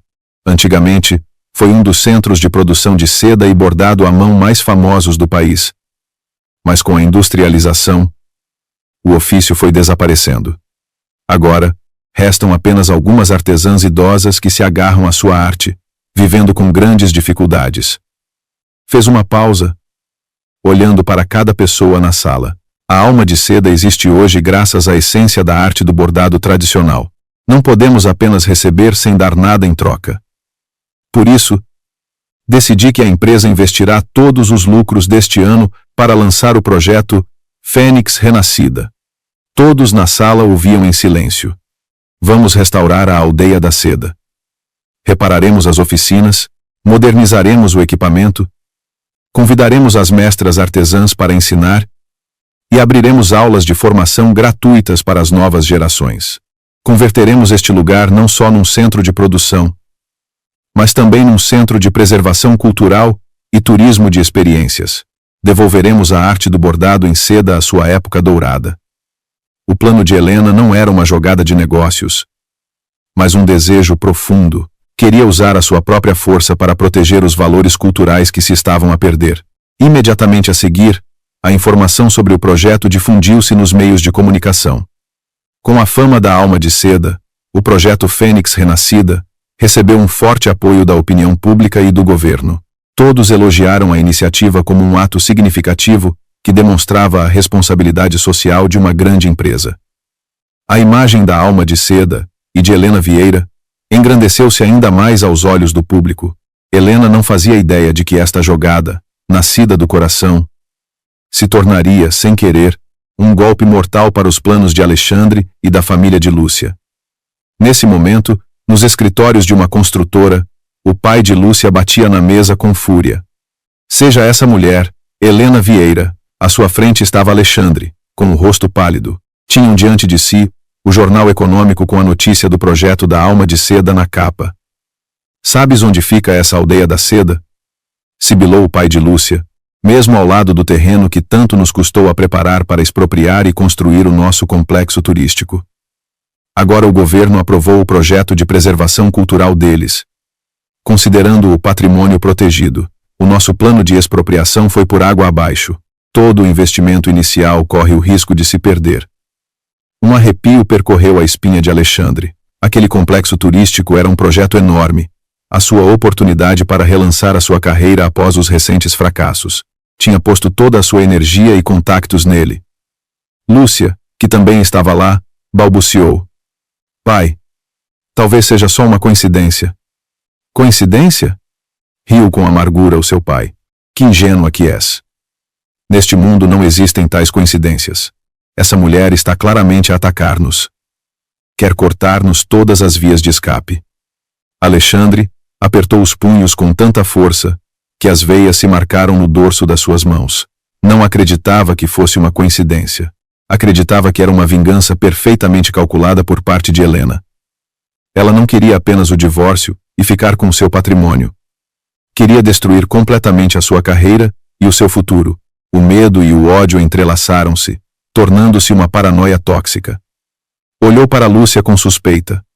Ela sabia deste projeto de antemão? Eu não sei, gaguejou Lúcia. Ela jogou muito sujo, rugiu Alexandre. Estamos completamente à mercê dela. Helena, no seu estúdio de design, traçava meticulosamente os primeiros detalhes para a futura aldeia da seda. Não fazia ideia de que um ato nascido do seu coração tinha empurrado, sem querer, aqueles que a traíram para a beira do abismo. Essa jogada, sem qualquer cálculo, foi a mais magistral de todas. Azares nunca vêm sós. Esta frase nunca tinha sido tão verdadeira para Alexandre como naquele momento. Enquanto ele e a família de Lúcia continuavam a procurar uma saída para o seu projeto turístico estagnado, outra bomba explodiu, aniquilando as suas últimas esperanças. O projeto do Centro de Negócios Internacional do Porto, a obra arquitetônica que tinha sido o seu maior orgulho, o bilhete que o catapultara para o topo, viu-se envolvido num escândalo monumental. Tudo começou com uma publicação anônima num fórum de arquitetura, acompanhada de imagens e análises de vídeo detalhadas. A publicação denunciava que o edifício recém-terminado já apresentava graves fissuras na estrutura de vigas e fundações. O autor, que se identificava como um engenheiro civil com consciência, assinalava que os materiais utilizados, especialmente o aço e o cimento, tinham especificações técnicas muito inferiores às do projeto padrão. Em resumo, um desfalque em toda a regra. A notícia, que a princípio circulou apenas em círculos profissionais, tornou-se rapidamente uma tempestade mediática graças às redes sociais. Os principais jornais fizeram eco, a imagem do reluzente arranha-céus, orgulho do porto, agora associava-se a palavras aterradoras. Má qualidade. Edifício de esferovite. Bomba relógio. O promotor e a construtora do pai de Lúcia foram imediatamente investigados pelas autoridades e todo o projeto foi suspenso. Como arquiteto-chefe, responsável principal pelo projeto e pela supervisão da obra, Alexandre tornou-se o alvo de todas as críticas. A reputação que tanto lhe custara a construir desmoronou-se numa noite. O seu telefone não parava de tocar. Chamadas de jornalistas, de sócios a cancelar contratos, de clientes que tinham comprado espaços no edifício a exigir indemnizações. Sentou-se no seu escritório, olhando com os olhos perdidos para as manchetes sensacionalistas no ecrã do computador. Impossível, impossível, murmurava. Tinha posto tanto esforço naquele projeto, tinha passado tantas noites na obra. Como é que algo assim podia ter acontecido? Nesse momento, ligou o pai de Lúcia. A sua voz do outro lado soava como o rugido de uma besta ferida. Alexandre, desgraçado, que raio de projeto fizeste para que isto acontecesse? Arruinaste-nos. Alexandre. Como se despertasse, gritou-lhe de volta. A culpa não é minha, o meu projeto não tem problema nenhum. A culpa é da sua empresa. De certeza que trocaram os materiais para roubar dinheiro. Não me venhas com histórias, riu amargamente o outro. Tudo foi feito segundo as tuas plantas. Tu és o arquiteto-chefe. Tu és o responsável. A aliança construída sobre o interesse tinha se quebrado por completo. Culpavam-se freneticamente um ao outro, tentando sair da lama. Ao desligar, Alexandre ofegava, a tremer. Sentia-se encurralado, rodeado por uma escuridão sem saída. No meio do pânico e do desespero, a sua mente agarrou-se a um único nome. Helena Vieira. Tinha de ser ela. Uma paranoia tóxica apoderou-se dele. O momento era demasiado oportuno. Primeiro o complexo turístico, agora o edifício do porto. Tudo o que estava relacionado com ele estava a desmoronar-se. Não podia ser uma coincidência. De certeza que ela tinha contratado alguém para investigar, encontrar os seus pontos fracos e filtrar a informação para o afundar. Queria vingança, não queria apenas o divórcio. Queria destruir tudo o que ele tinha. Arrastá-lo para a lama para que nunca mais se pudesse levantar. Esse pensamento, como uma serpente venenosa, enrolou-se no seu coração. Já não via Helena como a ex-esposa digna de pena, mas como uma inimiga perigosa, uma mulher com uma mente retorcida e aterradora que movia os cordelinhos na sombra. O seu rosto contraiu-se, deformado pelo ódio e por um medo absoluto. O mundo de Alexandre estava mergulhado na tempestade, mas a vida de Helena era surpreendentemente tranquila. Dedicava a maior parte do seu tempo ao seu estúdio de design, ou visitava bibliotecas e museus em busca de material e inspiração para o projeto O Miradouro de Cristal. Naquela tarde, foi ao Hospital Internacional de Lisboa. Não era um lugar onde gostasse de ir, mas não podia evitá-la. O Sr. Abreu, um mestre idoso do bordado em seda e seu primeiro mentor, estava internado ali após sofrer um ligeiro AVC. Depois de o visitar no seu quarto, conversar com ele e certificar-se de que descansava, Helena foi-se embora. A caminho do elevador, passou pela ala de pediatria. A sua intenção era seguir em frente, mas o choro desconsolado de uma criança fez com que os seus passos parassem inconscientemente. Na sala de espera, em frente a uma consulta, uma figura familiar chamou-lhe a atenção. Era Lúcia Mendonça. Já não tinha o aspecto deslumbrante e altivo do seu primeiro encontro. Usava roupa simples, algo gasta, e o cabelo despenteado. O seu rosto sem maquilhagem parecia pálido e esgotado. Nos seus braços tinha o pequeno Mateus. A criança chorava aos gritos, com o rosto avermelhado pela febre alta. Lúcia parecia completamente perdida e angustiada, embalando a criança enquanto olhava incessantemente para a porta da consulta. Helena ficou num canto discreto a observar. Uma sensação complexa e difícil de descrever invadiu-a. Não sentia regozijo nem alegria ao ver a situação da sua rival. Ao ver Lúcia a lutar com o seu filho doente, já não via a imagem da odiosa amante, mas a de uma mãe impotente e preocupada, e aquela criança era completamente inocente. O seu choro não tinha falsidade nem cálculo. Era simplesmente a dor de um corpo pequeno. Não merecia sofrer as consequências dos erros dos adultos. Uma pontada de amargura atravessou-a. Não era uma santa, não podia perdoar o que lhe tinham feito, mas naquele momento, vendo a criança chorar de dor, não conseguia sentir ódio. Era uma compaixão pura que transcendia qualquer rancor pessoal. Não tinha intenção de se aproximar. Ficou a observar à distância e depois virou-se para ir embora. Esses assuntos já não lhe diziam respeito. Ao virar-se, chocou com alguém. Desculpe, disse apressadamente, levantando o olhar. A pessoa à sua frente surpreendeu-a um pouco. Era Ricardo Monteiro.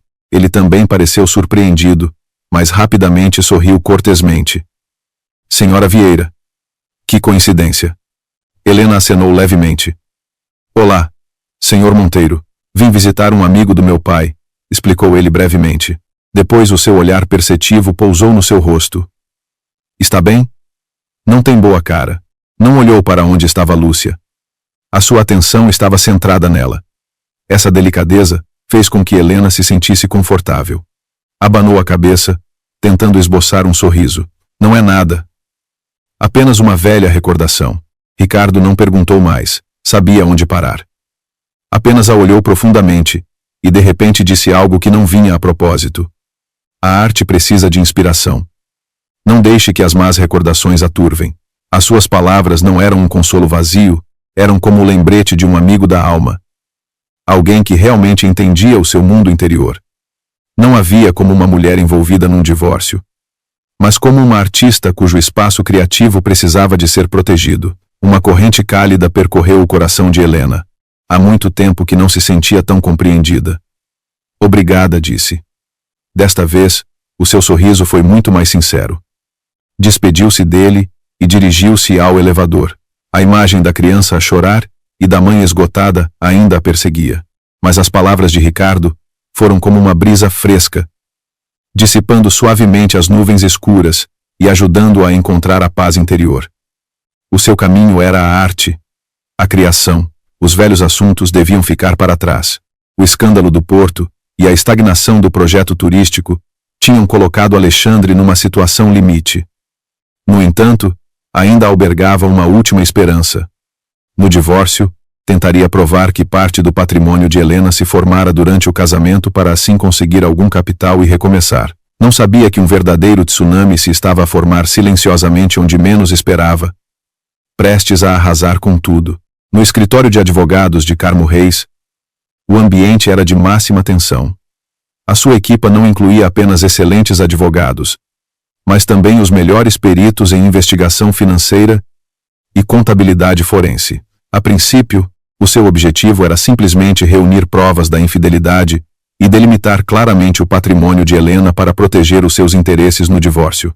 Mas ao investigar mais a fundo os rendimentos de Alexandre para a partilha dos bens comuns do casal, um perito da equipa descobriu uma anomalia.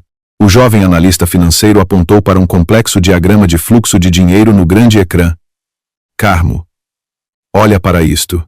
Este é o salário e os bônus oficiais que Alexandre Torres recebeu pelo projeto do porto. A cifra é alta, mas razoável. No entanto, ao rastrear as transações relacionadas com a construtora do pai de Lúcia, encontramos despesas invulgares. Ampliou uma série de transações. Uma enorme quantidade de capital do projeto foi transferida para várias empresas fornecedoras de materiais de construção. O suspeito é que estas empresas foram criadas pouco antes do início do projeto. Não tinham historial de atividade e as suas moradas fiscais eram vagas. Carmo semicerra os olhos. O seu instinto profissional disse-lhe imediatamente que algo não batia certo. Continua. O perito assentiu. Depois de receber o dinheiro, estas empresas fantasma transferiam quase a totalidade. Após deduzir uma pequena parte, para dezenas de contas pessoais diferentes, através de múltiplas transações pequenas para não chamar a atenção. Levou-nos muito tempo seguir o rastro deste dinheiro. Fez uma pausa, respirou fundo e apontou para um nome no ecrã.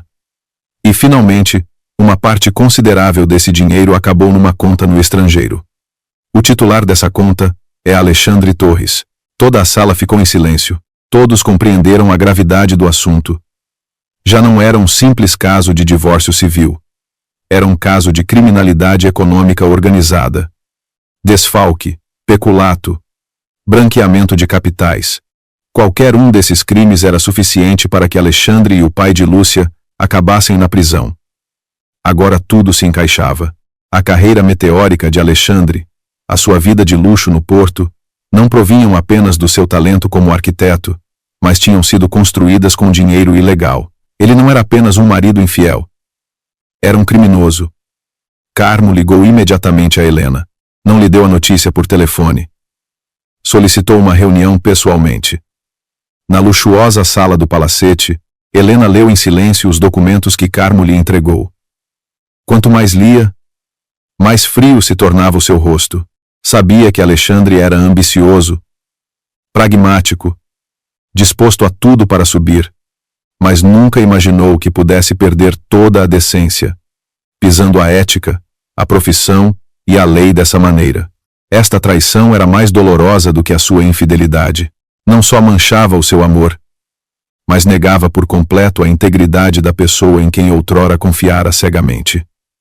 Helena, disse Carmo com seriedade, com estas provas, não só ganhamos o divórcio, como podemos apresentar uma queixa-crime diretamente. A decisão é tua. Helena guardou silêncio por um longo tempo. O seu olhar perdido na janela, onde os últimos raios de sol se desvaneciam. Não era uma pessoa que gostasse de encurralar os outros. Mas desta vez o assunto já não era um rancor pessoal. Afetava a segurança de todo um edifício, a justiça e a lei. Virou-se para Carmo, o seu olhar agora firme. Carmo, faz o que a lei exige.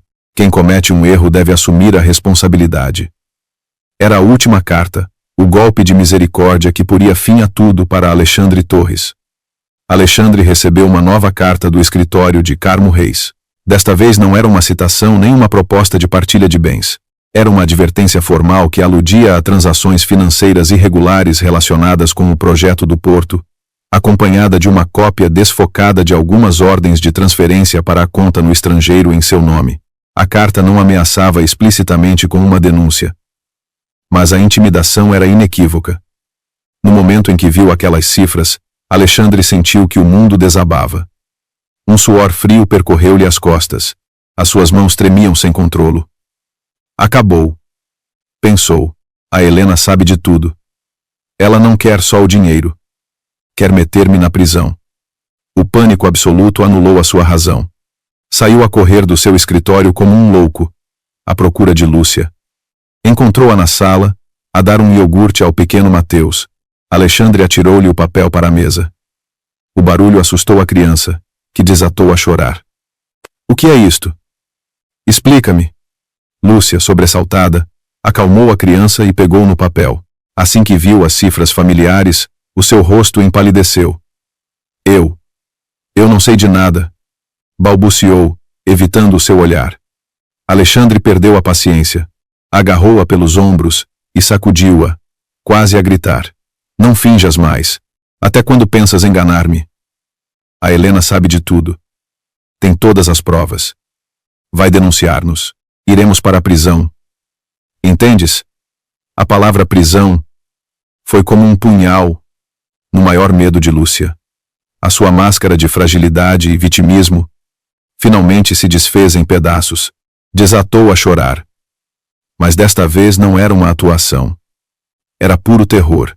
Desabou a tremer e confessou. Foi ideia do meu pai. Ele disse que o projeto precisava de liquidez, que era só um empréstimo temporário, que depois o devolveríamos. Alexandre soltou uma risada demencial. Um empréstimo? Usar empresas fantasma para transferir dinheiro para o estrangeiro é um empréstimo? E por que para minha conta? Por quê? Porque és o arquiteto-chefe. Soluçou Lúcia. Usar a tua conta justificaria algumas despesas. O meu pai disse que seria mais seguro. Eu só o fiz pelo nosso bem. Levantou o seu rosto banhado em lágrimas. tentando apelar ao seu amor. Queria que tivéssemos um futuro sólido. Dar ao Mateus a melhor vida. Considerava esse dinheiro como nosso. Da família. Quando nos casarmos, o meu dinheiro também será teu, não é? Em vez de o consolar, as suas palavras foram como um balde de água fria. Ele largou-a, recuando um passo, olhando-a como se fosse a primeira vez. Num instante, todas as peças soltas se encaixaram na sua cabeça, formando uma imagem completa e aterradora. A sua aparição no porto, a sua perfeita compreensão e ternura, o seu amor incondicional, tudo tinha sido uma farsa meticulosamente calculada. Ele não era o amante que ela adorava. Era apenas uma ferramenta, um peão de grande valor. O seu título de arquiteto-chefe, a sua assinatura e a sua conta bancária eram o que o pai dela e ela realmente precisavam. O amor que ele tinha idealizado, a desculpa para a sua própria traição, revelou-se um engano desde o início. Alexandre sentiu uma dor aguda no peito. Faltava-lhe o ar. Tinha renunciado a uma mulher que o amava de verdade, a uma vida tranquila, por uma ilusão criada por ele mesmo e por estes vigaristas. Desabou no sofá, com os olhos vazios. Tinha perdido tudo. Carreira, reputação, amor e, em breve, provavelmente a sua liberdade. O drama em que ele era um dos atores principais tinha finalmente chegado ao fim. E era ele quem pagaria o preço mais alto. O apartamento mergulhou num silêncio aterrador após a discussão. O choro do pequeno Mateus tinha cessado. Lúcia embalava-o no quarto, e de vez em quando, ouviam-se os seus soluços. Alexandre permanecia imóvel no sofá, com o olhar perdido na mancha de vinho tinto já seca do tapete. Sentia-se como um navio a afundar-se lentamente nas profundezas do oceano, rodeado apenas por uma escuridão fria. Carreira, reputação, dinheiro. Tudo lhe escapava das mãos. E agora, até mesmo o suposto amor e a nova família que usara para justificar a sua traição se tinham revelado uma fraude descarada. Ele era apenas um peão, uma ferramenta. Lúcia saiu do quarto. Os seus olhos estavam inchados, mas conseguira acalmar-se. Sabia que não era momento para confrontos. A única forma de reter aquele homem era mostrar-se vulnerável, usar a sua última arma. Sentou-se ao seu lado, com voz fraca e suave. Querido, desculpa, há pouco estava muito zangada e disse coisas que não sentia. Não me leves a mal. Agora não é a altura de discutir. Temos de encontrar uma solução juntos. Não é? Alexandre não respondeu. Lúcia continuou, pousando a sua mão sobre a dele, que estava gelada. Aconteça o que acontecer, ainda temos o Mateus. O nosso filho é pequeno. Precisa de nós os dois. Por ele. Vamos superar isto juntos. Queres? A palavra filho fez as pálpebras de Alexandre tremerem. Virou-se lentamente para olhar a mulher ao seu lado. O seu rosto continuava belo, mas para ele agora só refletia uma falsidade repugnante. Cada palavra que ela dizia tinha um propósito. Afastou-lhe a mão. A sua voz era rouca e fria. Queres-me mesmo a mim? Ou só queres o meu posto de arquiteto-chefe? Lúcia ficou gelada, com expressão ofendida. O que dizes? Claro que te quero a ti. Alexandre soltou uma risada amarga, um sorriso mais triste do que o choro. A mim, ou ao que eu podia oferecer a ti e ao teu pai? O desprezo no seu olhar quebrou o último limite da paciência de Lúcia. Já não conseguiu fingir mais. O medo e a raiva explodiram, tornando-se palavras venenosas e sem filtro. E se te quero, e se não? Alexandre Torres. Olha para ti. O que te resta agora? A tua carreira está acabada. Não tens dinheiro. E estás prestes a ir para a prisão. Achas que ainda mereces que eu te queira? A discussão explodiu de novo, desta vez com mais ferocidade. Lançaram as palavras mais cruéis. Se soubesse, nunca me teria aliado a uma mulher como tu, rugiu Alexandre. Arrependes-te, não é? Gritou ela, o seu rosto deformado pela raiva. Achas que eu tive uma vida fácil, a ter de servir um tipo como tu, e ainda por cima ter de te dar um filho? Devia sentir-te sortudo por nos teres a mim e ao Mateus. No clímax da sua fúria, Lúcia soltou uma frase da qual se arrependeria toda a vida. Uma frase aparentemente casual, mas que foi o golpe mortal, no último ponto vulnerável de Alexandre. Riu com amargura, o seu tom cheio de sarcasmo. Se não fosse por esta criança, achas que terias algum valor para nós? Um raio pareceu atravessar Alexandre. O mundo à sua volta parou. Os gritos, os choros, o som de objetos a partirem-se. Tudo desapareceu. Na sua cabeça, só ressoava a última frase de Lúcia. Se não fosse por esta criança, achas que terias algum valor para nós? Valor de uso. A criança, uma suspeita terrível, um pensamento que nunca antes se atrevera a considerar, brotou na sua mente como um monstro. Virou-se lentamente. O seu olhar já não mostrava raiva, apenas uma frieza aterradora. Olhou para o quarto onde dormia Mateus, o menino de quem se orgulhara perante todo o mundo, o seu filho, o menino que levava o seu apelido, o seu herdeiro. Parecia-se realmente com ele, ou era só imaginação sua? Lúcia, ao ver a sua expressão, sentiu um mau pressentimento, deu-se conta do seu erro e tentou corrigi-lo. Não queria dizer isso. Estava só zangada e falei sem pensar. Mas Alexandre já não a ouvia. Levantou-se em silêncio, sem dizer uma palavra, foi para o seu escritório e fechou a porta à chave. Naquela noite, enquanto Lúcia e o menino dormiam, deslizou sorrateiramente para o quarto.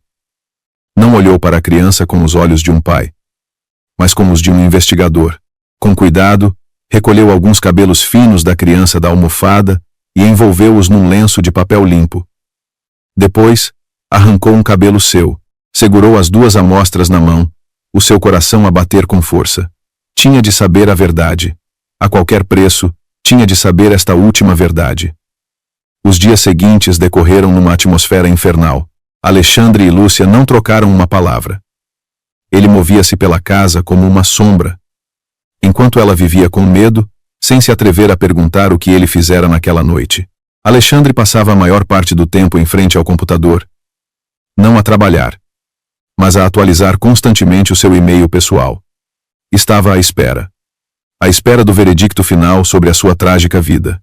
Tinha enviado as 2 amostras de cabelo para um prestigiado centro de testes de ADN através de um serviço de correio anônimo.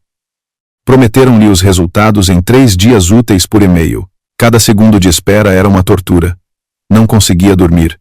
Perdeu peso visivelmente. A barba crescia-lhe sem controlo.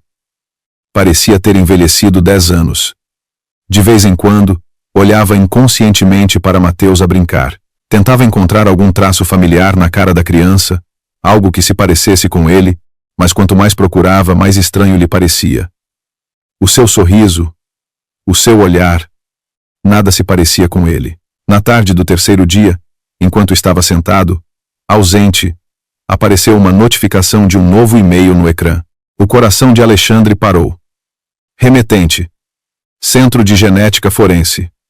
Assunto: resultados do teste de ADN REF. A sua mão tremia, enquanto movia o rato em direção ao e-mail.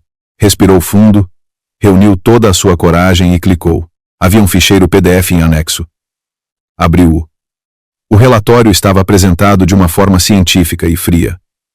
Uma série de marcadores genéticos, termos técnicos complexos que não entendia. Mas não precisava de os entender.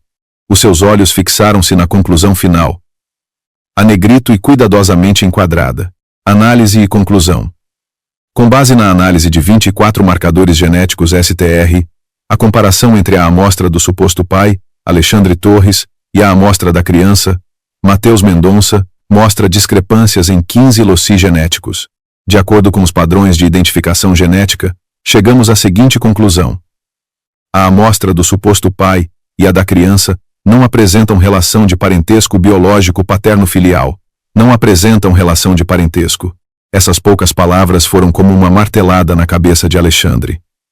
Nesse instante, o seu mundo desfez-se em pedaços. Todos os sons desapareceram. Não ouvia a televisão da sala, nem a risada de Mateus. Só ouvia o rugido demencial no seu próprio peito. Tinha perdido a sua carreira, a sua reputação, o seu dinheiro. Tinha perdido a mulher que realmente o amava e agora tinha perdido a última coisa a que se agarrava. O orgulho de ter um filho que continuasse a sua linhagem. Tudo era uma farsa, um teatro perfeito no qual ele era ao mesmo tempo a vítima e um estúpido ator secundário. Não só o tinham enganado com o dinheiro e o amor, como o tinham feito criar o filho de outro homem. Essa humilhação era mais dolorosa do que o divórcio de Helena, mais terrível do que enfrentar a prisão. Uma risada seca e arrepiante brotou da sua garganta. Começou a rir cada vez mais alto, mais demencialmente. Ria da sua própria estupidez, do descaramento de quem o tinha enganado, da sua vida miserável. As lágrimas brotaram dos seus olhos, misturando-se com a sua risada selvagem. Enterrou a cabeça no teclado, os seus ombros largos a tremer violentamente. Outrora estivera no topo, tivera tudo, mas por uma decisão errada, pela cobiça e pelo egoísmo, tinha destruído tudo com as suas próprias mãos. E agora, não lhe restava nada. Absolutamente nada. O colapso de Alexandre Torres foi mais rápido do que qualquer um poderia ter imaginado. Após o choque final sobre a paternidade da criança, tornou-se uma casca vazia. Já não discutia nem gritava. Expulsou Lúcia e a criança do apartamento. Não com raiva, mas com um silêncio aterrador. Tinha perdido tudo. O ateliê de arquitetura despediu-o para evitar problemas. Antigos sócios viraram-lhe as costas. Os seus amigos evitaram-no. Congelaram-lhe as contas. Enfrentava uma avalanche de processos do promotor e dos clientes. O luxuoso apartamento estava prestes a ser penhorado pelo banco. De ser um arquiteto talentoso no topo, caiu a pique para o abismo, sem rede de segurança.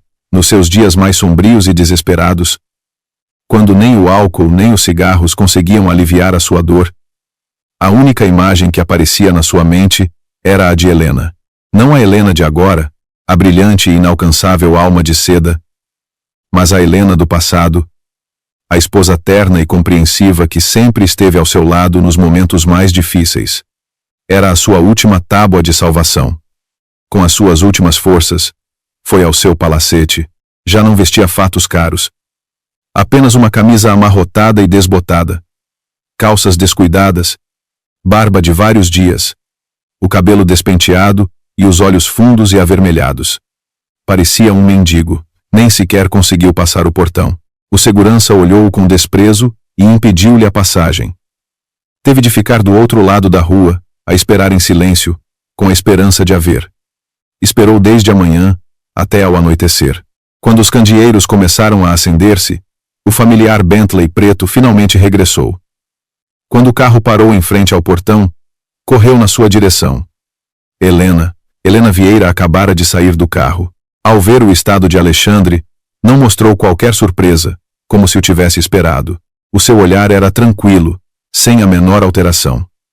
O motorista e o segurança tentaram intervir, mas Helena abanou a cabeça. Indicou-lhes que se afastassem e olhou para o homem à sua frente. "O que queres de mim?" A sua voz era distante e fria, como se falasse com um completo desconhecido. Essa distância quebrou o último vestígio de orgulho que restava a Alexandre. Olhou para ela, tão bela e elegante como sempre, e depois olhou para si mesmo no reflexo do carro. O cruel contraste derrubou-o por completo. Não disse nada. Simplesmente, lenta e deliberadamente, ajoelhou-se no meio da luxuosa rua, sob a luz amarelada dos candeeiros. O homem que outrora fora a personificação do orgulho, pela primeira vez na sua vida, dobrou o joelho. As suas lágrimas caíram. Já não eram fingidas. Eram as lágrimas de um homem verdadeiramente derrotado. "Helena, desculpa." Começou a dizer com a voz quebrada e entrecortada pelos soluços. "Sei que já é tarde, mas eu errei mesmo." Contou tudo. Como foi usado por Lúcia e pelo seu pai, os negócios ilegais, como acreditou cegamente num amor falso e, finalmente, confessou a verdade mais dolorosa e humilhante. A criança. "Aquela criança não é meu filho. Estive a criar o filho de outro homem." "Helena, sou um idiota. Um verdadeiro palhaço." Levantou o seu rosto banhado em lágrimas, olhando-a com um desespero total, como uma besta ferida a suplicar piedade. "Perdi tudo. A minha carreira, a minha reputação, os meus amigos, tudo. Vou para a prisão. Helena, não te peço que me perdoes. Só te peço, pelos anos que estivemos casados, ajuda-me desta vez. Só desta vez. Salva-me.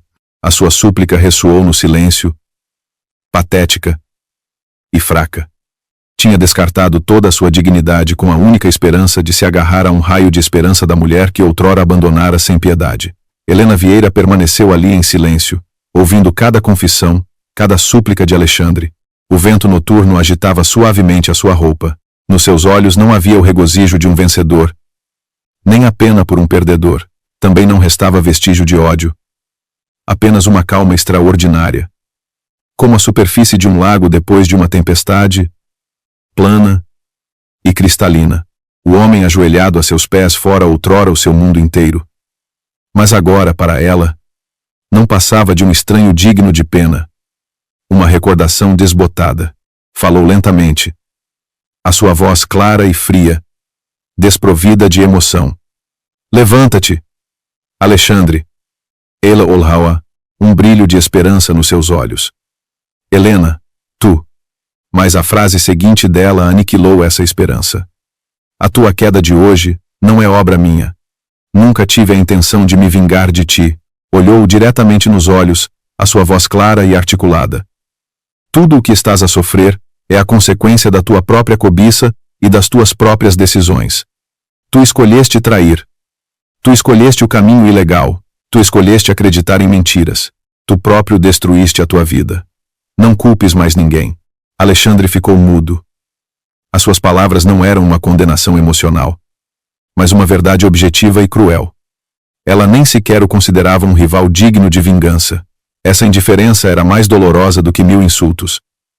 Mas os nossos anos juntos, balbuciou ele. Essa relação, disse Helena em voz baixa, terminou no dia em que trouxeste outra mulher e o filho dela para a nossa casa. Virou-se, às suas costas direitas, sem o menor vislumbre de nostalgia. Não te ajudarei, mas também não te farei mal. Deixa que a justiça se encarregue.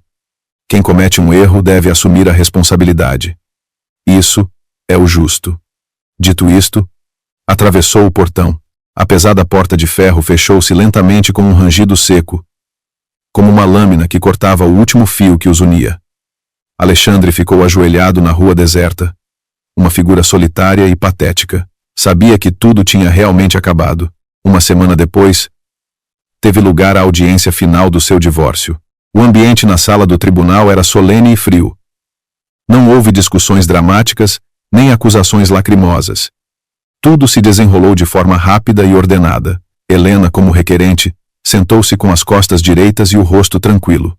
Usava um elegante fato de saia e casaco de cor bege. Alexandre, como requerido, estava definhado, com os olhos vazios, como uma marioneta a quem tivessem cortado os fios. Quando o juiz declarou que, com base em provas irrefutáveis, o divórcio era concedido, Alexandre não reagiu. Helena recebeu a sentença da sua advogada, assinou os documentos necessários com traços firmes e decididos. Ao terminar, levantou-se e, sem olhar uma única vez para Alexandre, abandonou a sala com a sua advogada. A porta abriu-se, inundando o corredor com a brilhante luz do meio-dia. Helena semicerra os olhos e respirou fundo o ar fresco. Estava completamente livre. O que acontecesse a Alexandre a partir daquele momento, as sentenças que tivesse de enfrentar, já não tinham nada a ver com ela. Diante dela abria-se um céu imenso, à espera que ela desdobrasse as suas asas. A justiça pode tardar, mas não falha. O destino de Alexandre e da família Mendonça foi a prova mais clara disso. Após o divórcio, as provas dos crimes financeiros recolhidas pela equipa de Carmo Reis foram oficialmente entregues às autoridades. Iniciou-se uma investigação em larga escala. A cortina que cobria as suas sujas conspirações finalmente caiu. Diante de provas irrefutáveis, Alexandre e o pai de Lúcia já não se puderam culpar mutuamente. Juntos tinham criado uma rede de empresas fantasma, falsificado contratos e desviado uma quantidade enorme de fundos do projeto do porto. A imprensa, que antes elogiara Alexandre, Dedicava-se agora a desvendar todos os seus crimes e os da família Mendonça. As suas fotos apareciam nas capas com manchetes sensacionalistas. Arquiteto genial ou supervigarista? O império da construção Mendonça desmorona-se pela cobiça. Perante o tribunal, Alexandre desabou por completo. Admitiu todos os seus crimes, sem forças para lutar. Por peculato, branqueamento de capitais e crimes contra o ordenamento do território, recebeu uma sentença exemplar que enterraria os melhores anos da sua vida atrás das grades de uma prisão. O pai de Lúcia, como autor intelectual, enfrentou uma condenação semelhante. A construtora que erguera durante toda a sua vida declarou falência, e todos os seus bens foram penhorados para pagar as indemnizações. Quanto a Lúcia Mendonça, embora não tenha participado diretamente nos crimes, o seu papel como cúmplice, encobridora e beneficiária não a livrou da justiça. Durante a investigação, veio à luz uma verdade ainda mais escandalosa. O seu verdadeiro amante, o pai biológico de Mateus, era o subdiretor da construtora, um homem casado. Descobriu-se que Lúcia e o seu amante tinham planeado tudo desde o início. Aproveitaram-se da ingenuidade e da ambição de Alexandre, tornando-o no peão perfeito para encobrir a sua relação ilícita e, ao mesmo tempo, na ferramenta para os seus negócios fraudulentos. O amor que professara a Alexandre era apenas uma farsa calculada ao pormenor. Quando tudo foi descoberto, o seu amante fugiu para o estrangeiro, deixando-a sozinha para enfrentar as consequências. A poderosa família desse homem usou o seu dinheiro e influência para se desvincular, deixando Lúcia como única responsável. Sem dinheiro, com a beleza murcha, e enfrentando uma condenação de liberdade condicional e uma dívida enorme, Lúcia finalmente pagou o preço das suas intrigas e da sua avareza. O pequeno Mateus, por não ter ninguém que cuidasse dele, foi internado numa instituição de solidariedade social. Entretanto, a senhora Torres, a mãe de Alexandre, ao saber que o seu único filho ia para a prisão e o seu patrimônio se evaporara, não conseguiu suportar o choque. Sofreu um grave AVC, que a deixou com meio corpo paralisado, condenada a passar os seus últimos dias num hospital, ao cuidado de enfermeiras. O seu sonho de ter um neto herdeiro e uma nora rica que a sustentasse desvaneceu-se, deixando apenas a dor e o arrependimento num frio quarto de hospital. Cada um colheu o que semeou. A espiral de cobiça, traição e mentiras. Finalmente, autodestruiu-se, devolvendo a paz aos inocentes. Uns meses depois, quando o ruído do caso se acalmara, a vida de Helena Vieira tinha voltado por completo à sua brilhante e pacífica órbita. Já não se interessava pelas notícias sobre aquelas pessoas. Para ela, tinham se tornado completos estranhos, pó que o vento levara da sua vida. Dedicou toda a sua energia aos seus dois grandes projetos, o espaço de exposição no Miradouro de Cristal e a restauração da Aldeia da Seda no Alentejo. Sob a sua direção, o projeto Fênix Renascida teve um sucesso inimaginável. A Aldeia da Seda ressurgiu das suas cinzas. As casas antigas foram restauradas, conservando o seu encanto original. As oficinas foram modernizadas. Os velhos teares voltaram a soar com o tilintar das agulhas. Helena convenceu as últimas mestras artesãs da aldeia a ficarem, oferecendo-lhes um bom salário e um ambiente de trabalho ideal para que pudessem transmitir as suas técnicas quase perdidas. Abriu aulas gratuitas, que atraíram muitos jovens apaixonados pelo artesanato. A aldeia não só se tornou num centro de produção exclusivo para a alma de seda, mas também num atrativo destino de turismo cultural. O projeto não só trouxe benefícios econômicos, mas, mais importante, devolveu à vida um valor cultural à beira da extinção. A reputação da alma de seda atingiu um novo nível.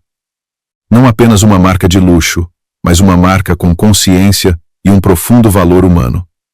A Helena de agora tinha se transformado por completo. Já não era a dona de casa reclusa na cozinha, nem a mulher de ferro sempre na defensiva. Tinha encontrado o equilíbrio perfeito. No trabalho, era uma líder decidida, uma artista criativa. Fora dele, voltava a ser ela mesma.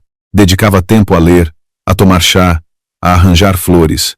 Viajava sozinha para lugares distantes, desde a Serra da Estrela às aldeias brancas do Alentejo, em busca de inspiração e para enriquecer a sua alma. Vivia uma vida livre e plena, sem amarras. Não procurava uma nova relação, nem temia a solidão.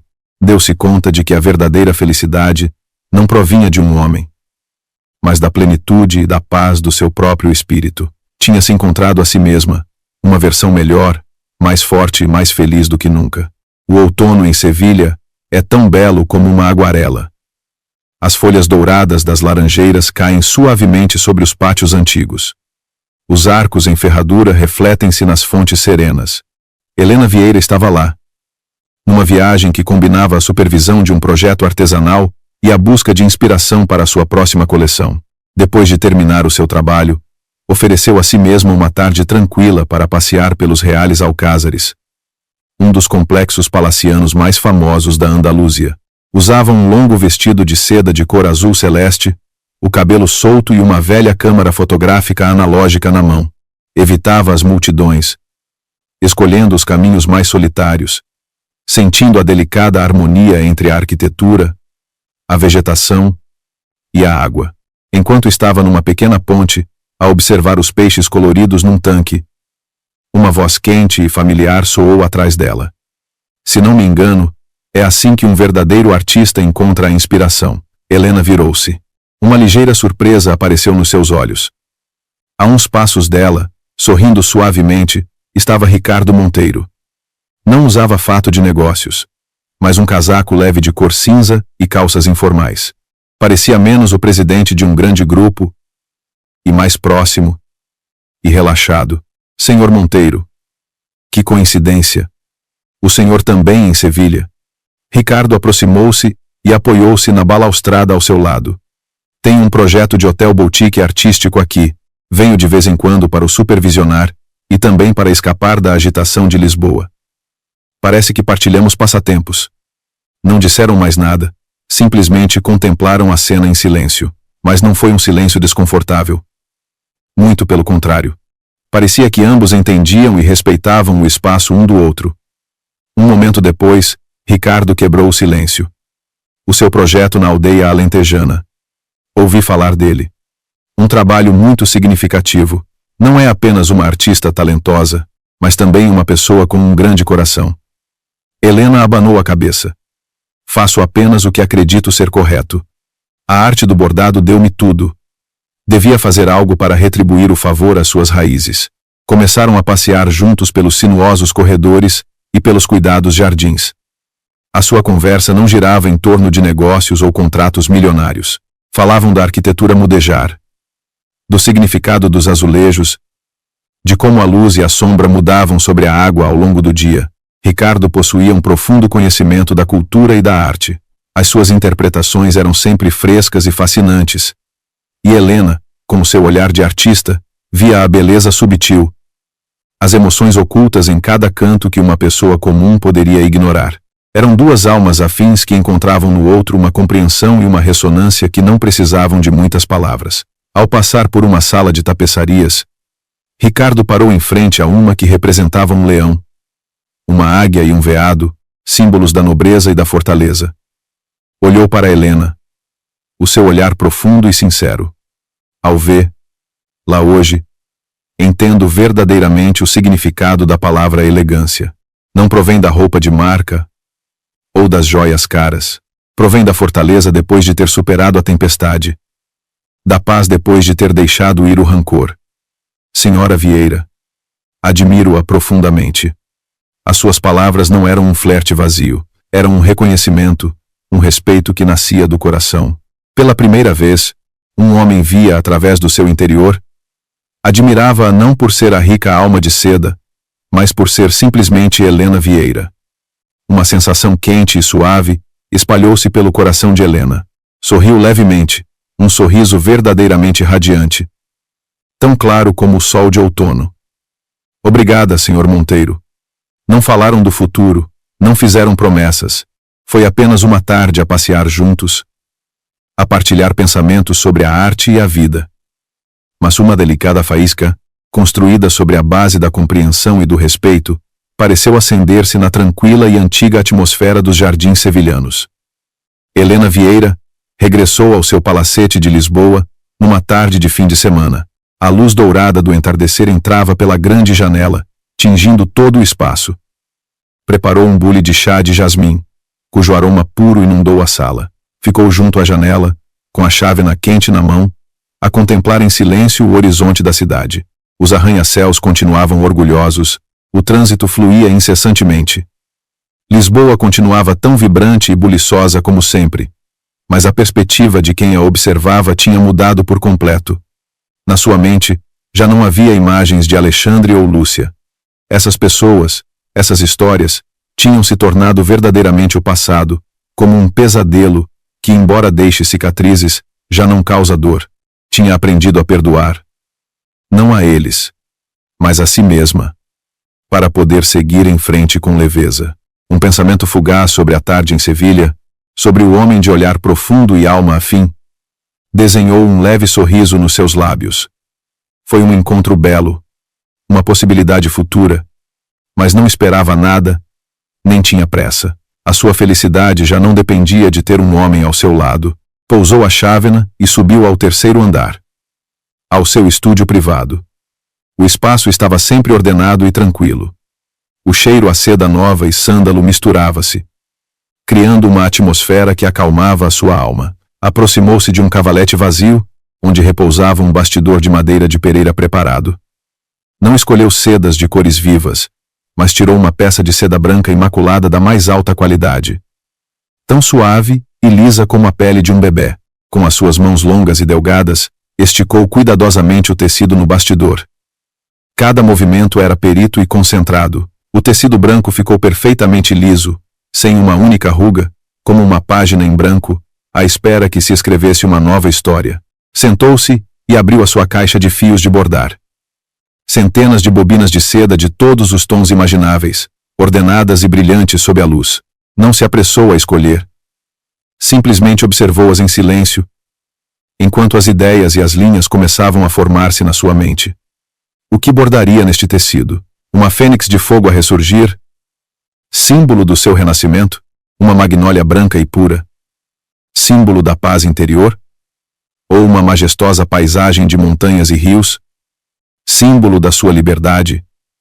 Não sabia e não precisava de decidir naquele momento. A sua vida agora era como aquele tecido branco. A forma e a cor que o futuro tomaria dependiam inteiramente da sua escolha.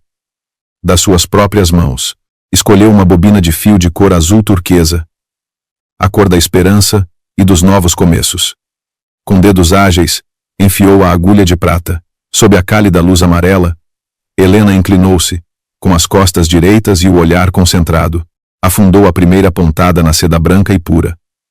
Uma pontada, e depois outra, lenta, firme e cheia de confiança. Estava a bordar com as suas próprias mãos a tapeçaria do seu próprio futuro. Um futuro brilhante, livre e decidido por ela mesma.